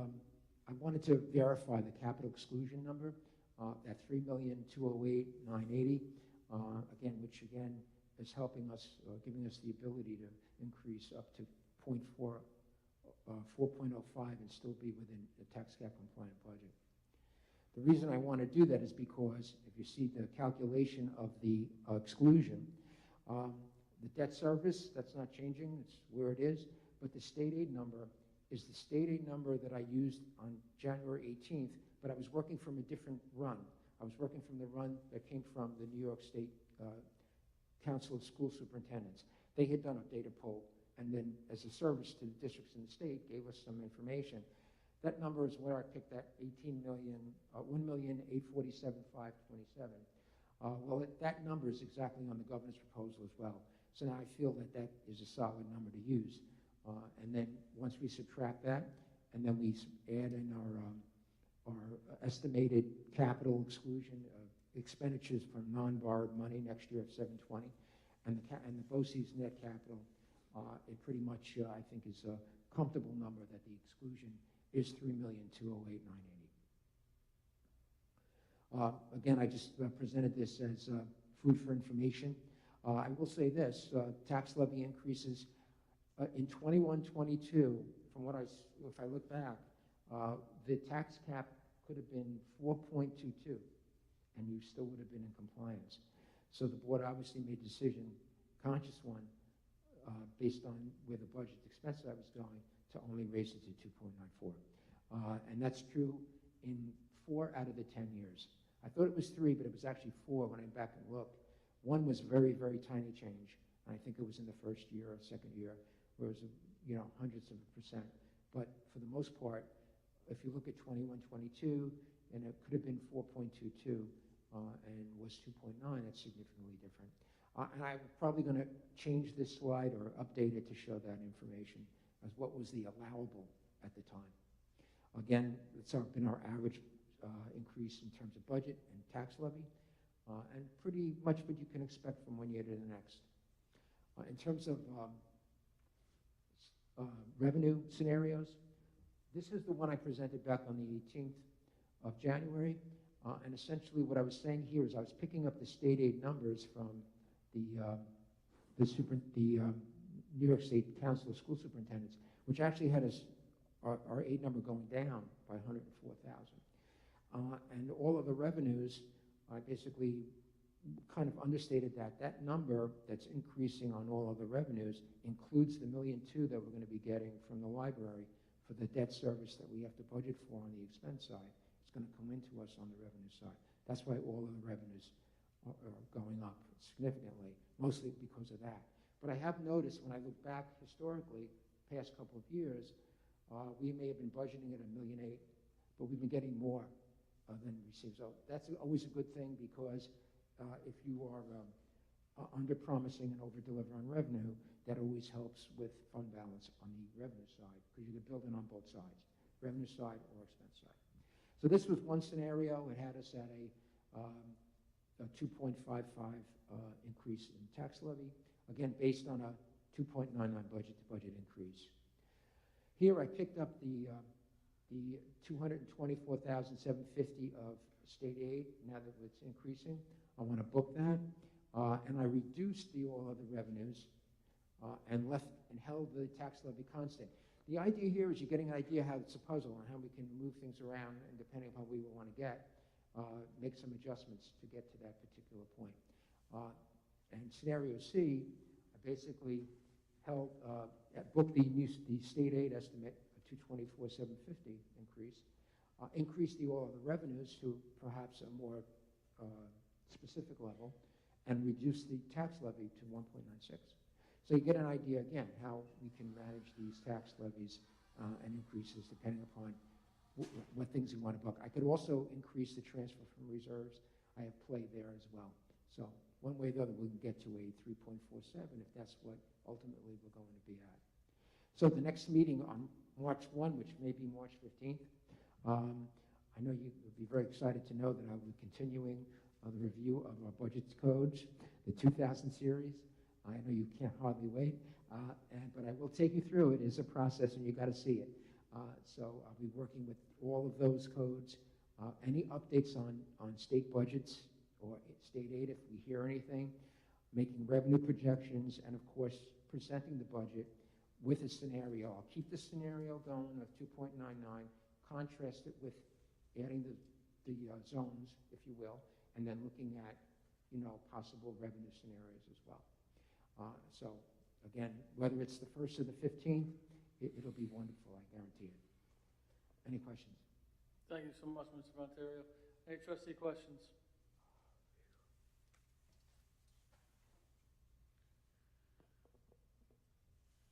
Thank you so much, sir. We appreciate the presentation.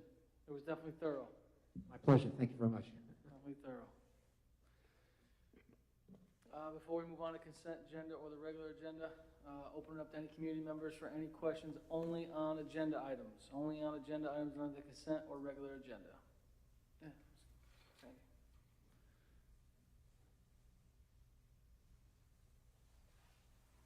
Hi, Sandy Conahey, Bayport. I just had a budget question. Two things that I just wanted to clarify.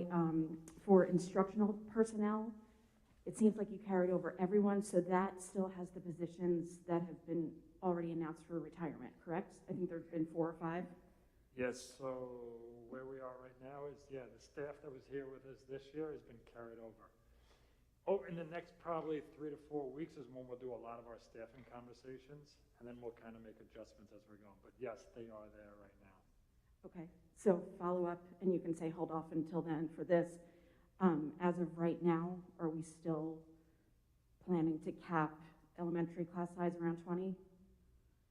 Probably when we're looking at it, and probably some of that will play into some of the pre-K conversation as we're looking to see our options in terms of how we want to staff it. So that is something we're looking at.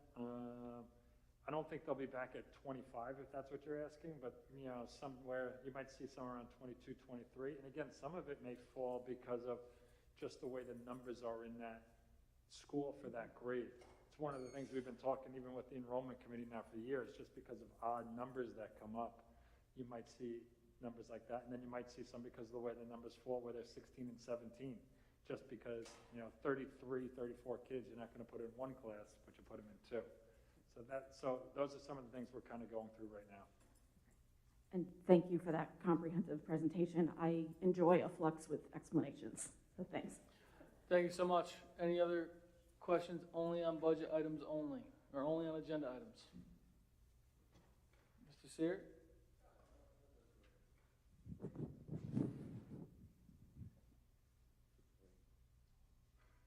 Thank you for all the presentations. The transportation, especially the Matthew Siri, I live in Bayport. Along with the child safety zones, during the snowstorms, a lot of the sidewalks along Montauk Highway were covered with snow for a long period of time. So I saw many students walking home who didn't even have the sidewalk at that point. So I know it's not much of the time during the year, but it is something to consider. And in inclement weather, they might have to contend with that too. So thank you so much for putting everything together, and some Ferris Bueller moments during that budget. But that's okay. It's in Bueller. Thank you, Mr. Siri. Thank you so much. On that note, Mr. Siri, is one of the things, I know that actually came up last year at some point too, where I know when that happens, I've reached out to the town supervisors, and then usually they have sent notices to either people or businesses to kind of help with some of that in terms of clearing. So maybe I'll need to do that as well. But thank you. The median by Nichols Road, the poor crossing guard had nowhere to stand. She was doing her best to balance on the snow and ice. So, I don't know who would be in charge of that, but thank you so much for everything, and great job, everybody.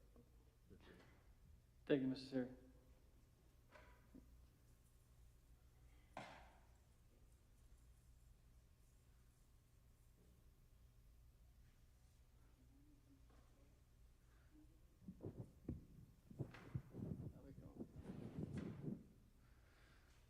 should, but we'll wait. Maybe after open communication. Any other community members on the agenda items only?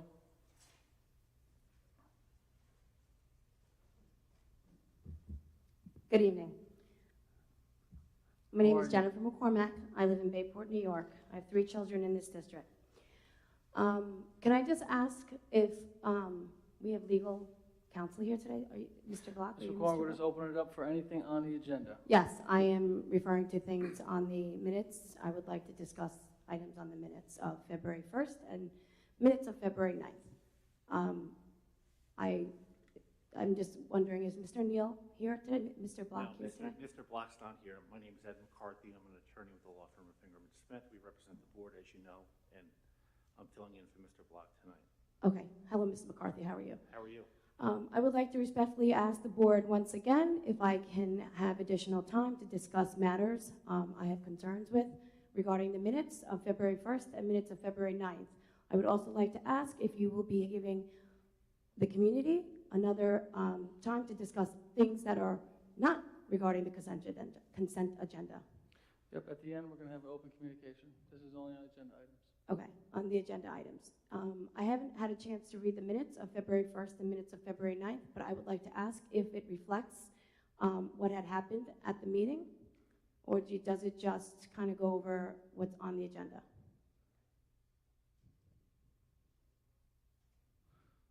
I guess what is the question you're asking? Why the meeting ended? No. If the minutes reflect what happened at that meeting. The minutes reflect the agenda, Mhm. and then we also have the video posted. Okay, so the videos can be used as the minutes of that meeting? Because I know that's allowed under the new law that was passed. Yeah, both are posted on board docs to be seen. Okay, great, thank you. I also have a question on the minutes and the consent agenda. At the meeting of the February 9th, we had asked the board in regards to contact tracing, if the board were going to have discussions and vote to do away with that. I know, Dr. Harney, you had mentioned that the board was going to make a motion or vote on a resolution to allow you to change the, I guess, the reopening plan or the COVID measures plan. Is that considered part of that plan, or do you have to have a separate vote to do away with contact tracing? Sorry, the resolution that is on for tonight is basically anything that's within the plan as federal, state, local regulations change, they're allowing me to change the plan on the fly, as opposed to continuously bringing it here. For when the plan was originally adopted back in, I don't know, I don't want to get quoted for that, but when the original plan was accepted and adopted, this will just allow us to make revisions to it. Okay, so in regards to the ability, you don't need board vote to kind of on the fly change protocols and procedures. Is that so that the language is going to state that you have full authority to make those changes? Yeah, basically and then it's the same resolution that we used in June, Okay. June 8th of 2021. The only problem with that one is it ended at the end of June 2021, so I just want to up it so that we can continue the process. Okay, so is that something that will be voted on today, or was it voted? It's on the regular So agenda. just the resolution. It's number 2. Okay, so would you go through So for example, we talked about if the governor were to make any changes in March, within the plan, I'm just asking that that we follow whatever guidelines are in place, and that's what it will allow us to do. And that will be approved, I guess, to be received within the consent agenda today? It's on the consent agenda, it's on the regular agenda, number 2. Okay. Also, so I'm going to have another opportunity to come up to the podium and discuss matters of community. Okay, just wanted to double check. Thank you. Thank you. One question in the chat, why do I feel like I should limit community member speech tonight? It's not limiting it, it's just on agenda items only. After we do the consent agenda and regular agenda, we will open it up for community new business as we always do. We just move it after the presentations tonight because we wanted to make sure we were able to complete all 4. Any other questions on consent agenda items only? Mr. Roop?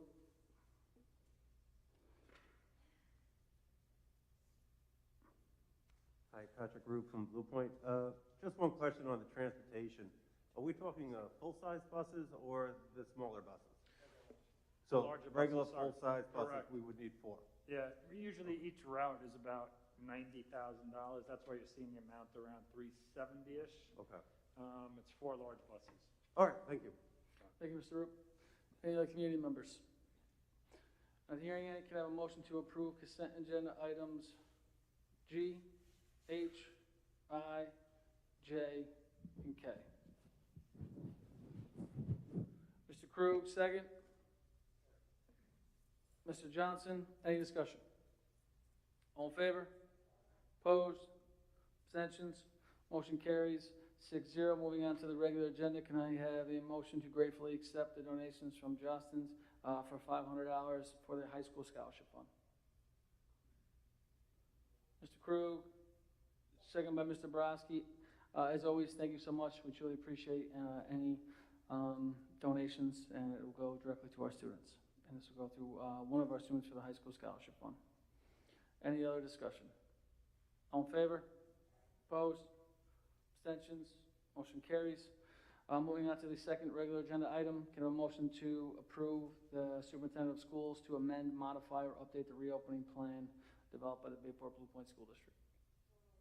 Ms. Pendola, second. Mr. Roan, any discussion? Very similar to what Dr. Harney said, if there was any state changes or regulation or mandate changes, Dr. Harney would have the ability of updating the board and making those amendments throughout the week. Any other discussion? All in favor? Opposed? Abstentions? Motion carries. At this time, we would open up to the community members again for any new business. If you could just state your name, Bayport or Blue Point, we would appreciate it.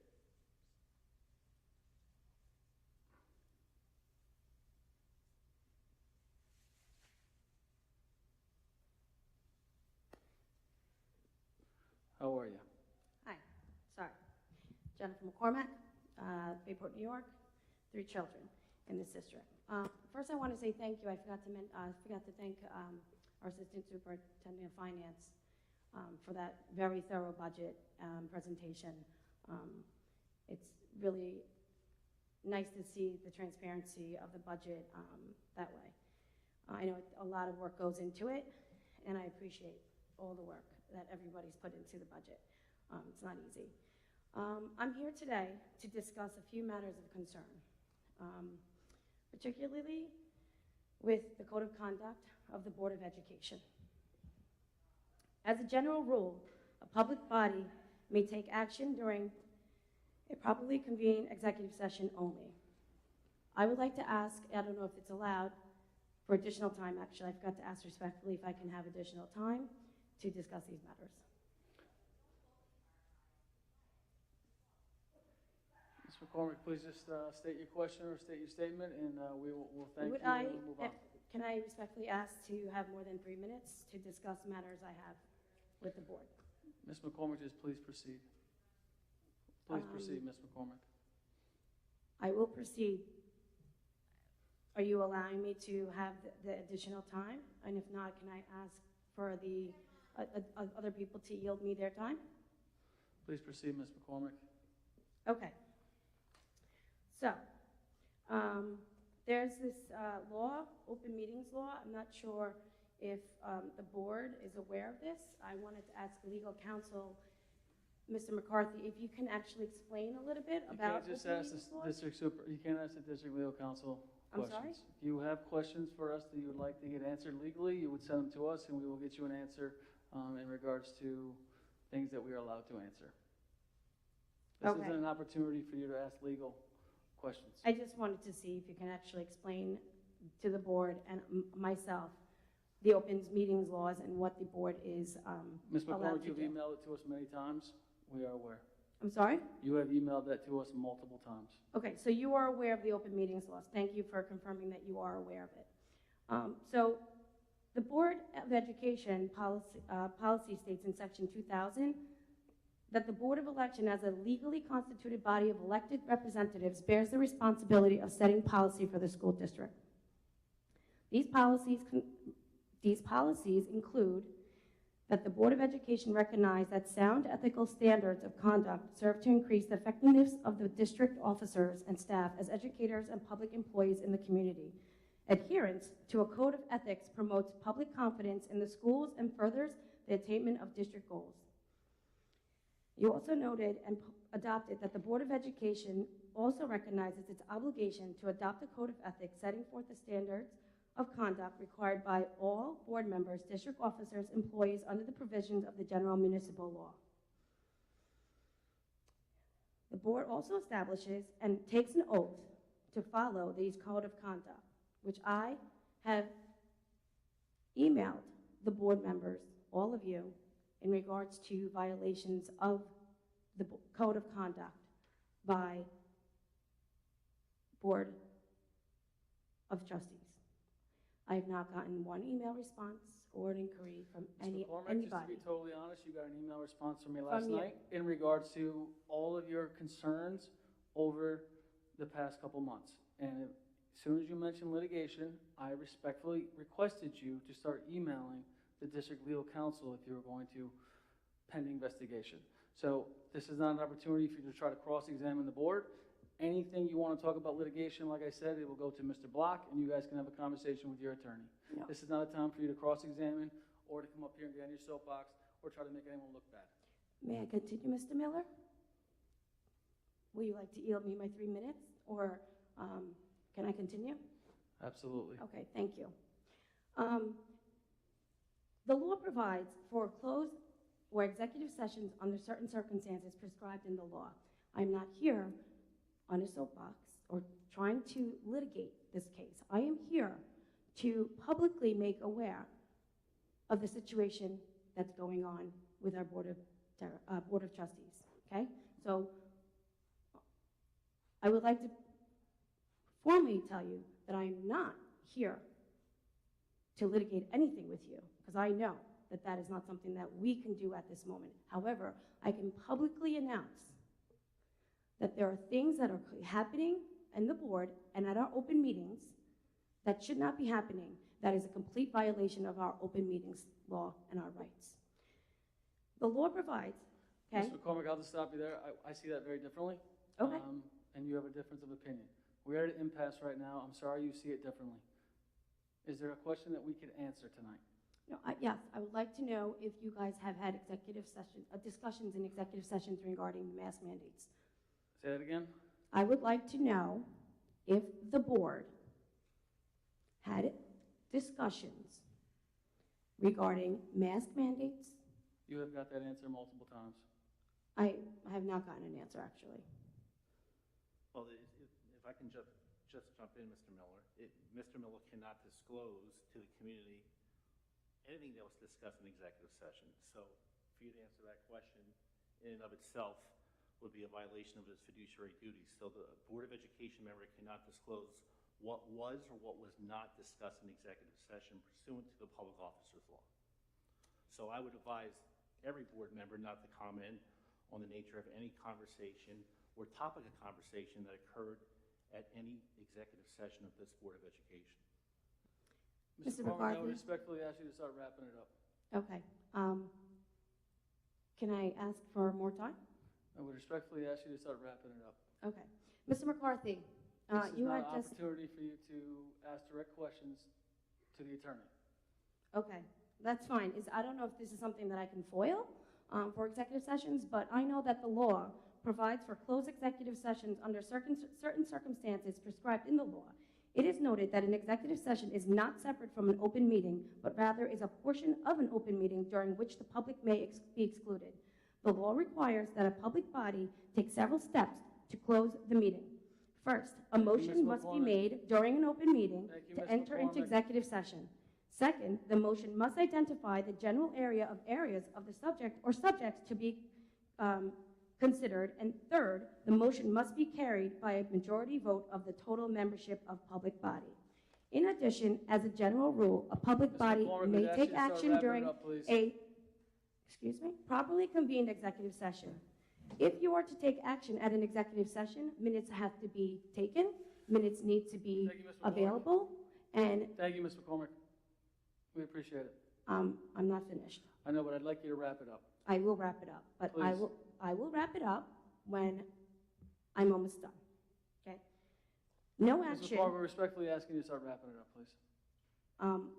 if you stop interrupting me, I can wrap it You up. have emailed this to us. We have this. I understand that, but I'm addressing this publicly because I was advised to make sure that I address this publicly, okay? So people need to know what's going on behind closed doors, and I'm No, here. that's your opinion. That is my opinion, yes, It's your it is. opinion. But it is in the people's Just right. because you say it Okay, doesn't make Mr. it Miller, true. please don't Just because you say interrupt it me doesn't make it anymore. true. I respectfully ask you not to interrupt me. I've asked you multiple times to do things you haven't always listened. I will, let me wrap this up. If no action is taken at the executive sessions, no requirement is made for minutes of executive session. However, there are times when you have come up here with the statement with the board that we don't know how the statement was approved, voted on, because there was no public discussion. Tonight is the most public discussion you guys have had in regards to consent agenda items. Never since August of 2021 did you guys have public discussions about mask mandates. So how did you guys decide on your statements that you've read if you guys did not have discussions in public statement and you guys had backdoor discussions, which is illegal? So, Thank you, Ms. McCormick. based on judicial Thank you, Ms. interpretations of the education law, Come on, Ms. a McCormick. school board We're trying to generally be cannot respectful vote during here. an executive session We're except trying to in be rare extremely circumstances respectful, Ms. in which McCormick, a and statute just permits or continue requires to such a keep vote. going. I'm not finished. I would ask you to please wrap it up. I am wrapping it up right now. Here's my ending statement. Let's see. On February 7th, I sent Mr. Miller and Mr. Johnson an email, and I'm sorry I have to point this out because I didn't mean to actually say your name. I sent 2 board members, okay, an email, a detailed email of the violations that you've committed. Not only did you break confidentiality, but you have broken the trust and violated Again, I'll go back open to meetings saying laws. that's your opinion, Ms. McCormick. I'm sorry you feel that way. I I'm have gonna ask you evidence to of wrap this, it Mike. up, please. I have I'm this, gonna I ask you have to wrap evidence it of up. this, and I will be presenting the evidence to anybody in the public community that wants to see Ms. this. McCormick, if you're making allegations against the school district. Okay. And you have already advised publicly and this Board of Education of your intent to pursue litigation, it's not appropriate to engage in a public conversation about ongoing or prospective litigation. Okay. So at this point, so it's improper for the board to have any type of conversation, hypothetical or not, in regards to alleged violations of the open meetings law, number 1. Number 2, the position of this Board of Education in this district is that there has been no violation of the open meetings law. And if you want to pursue it and if you want to litigate it, the district welcomes that challenge. Okay, so I will be foiling, I guess, executive Thank you, session Ms. minutes. And then I just want to end with this. Our BBP community deserves leaders who are committed and can be trusted to honor transparency and who will honor open meetings law and not violate code of conduct. Thank you, Ms. McCormick. Any other questions from community members? We ask that you state your name and if you're from Bayport or Blue Point. Any other questions? Moving on to trustee new business. Any trustees, any new business? I would just put it out there to the board. We only have 5 school days until March 1st. Would the board consider postponing our March 1st board meeting, moving that into the March 15th date? This would allow us time. Hopefully we'll have finalized numbers from the state in regards to our budget as well. So if you're open to it, Dr. Harney, if you don't have see any issues with us postponing, we only have 5 school days before that next meeting. There'll be an opportunity for us to meet on the 15th. No, what we would do then on the 15th is, because we're right after the break, which is, as you said, we could do the budget, we would do the budget again, and then we would probably do the preschool that day as well, too, which we planned for that date anyway, so that's fine. We have had multiple emails about pre-K, so you're hearing Dr. Harney, March 15th would be a time if you'd like to come ask questions or email. So March 15th for pre-K. Any issues with moving the March 1st board meeting? Not hearing any, do we have any other trustee new business?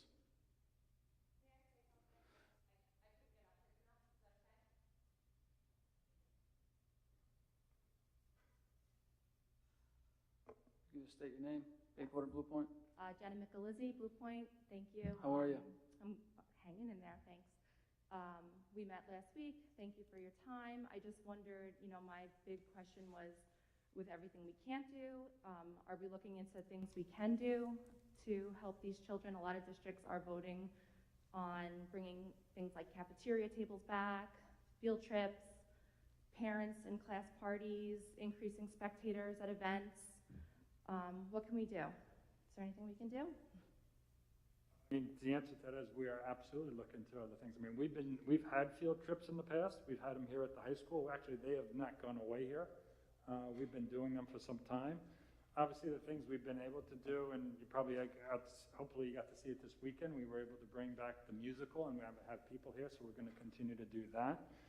I'm talking about the elementary school in particular. Is there different guidance for secondary versus elementary? In what sense?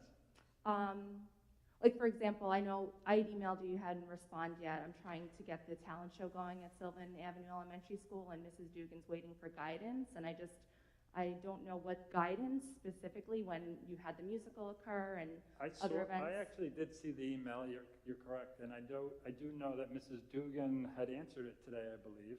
I did ask you specifically if there was a specific guidance, though. For the elementary? No, right, that's different from secondary. No, the only thing we're currently waiting on, which I spoke about on last Wednesday, I guess it was, is as the governor had talked about the mask mandates, they also had talked about putting out other guidance along with that, because there were many things within the that had come out that they would have to rectify at some point. So that's really what we're waiting for. So I'm hoping within that first week of March, we're going to get all that information. Okay, and then perhaps reevaluate the spectator situation as well? Well, it'll depend on that. So for example, that was one of the big questions that actually I spoke about last week. What are they going to do about social distancing was one I had talked about last week. What are they going to do about quarantining? Right. I know for the show here, I think they did a maximum of 300 guests in here, right, where they were alternating seats, and then they let families sit together. So, right. I mean, that's something. These people aren't alternating. That's okay for tonight to not alternate, but when it comes to the children, we have to alternate. I'm just No, curious. it should be happening all the time. It should be happening, okay. Correct. Because also yesterday, the basketball game, there was no limit to people coming, so. Actually, there was 150 for yesterday. Oh, so maybe that's why, but that's the situation. but Maybe we could look at numbers instead of like 2 per child, so that, as even I think Mr. Borowski might have mentioned last week, just having, siblings be able to attend these events, because that's what a community is, right? Having little kids be able to come and cheer on their siblings. So perhaps, especially with the concerts coming up in the spring, instead of it being 2 per child, we can reevaluate that so we can get more community involvement. I really appreciate the feedback, and we'll continue to look at everything, and as we can make adjustments, we absolutely will. Okay, and class parties too, I just wonder about that, because right now, outside vendors are allowed into the district, so I just wonder if maybe you could reevaluate that. It may seem like not a big deal to you, but when you have kids that come home, depressed quite often from the lack of normalcy, it would make a difference, and especially the elementary lives. I feel like, again, we're very focused on secondary, but I think we need to really take a look at the elementary and what's going on there. Thank you so much. Thank you. Thank you. Can I have a motion to adjourn? Motion to adjourn. Mr. Krug, second. Mr. Johnson, all in favor? All right, guys, thank you so much. We will see you on March 15th. We appreciate you guys coming out tonight and staying for a couple hours. Thank you so much.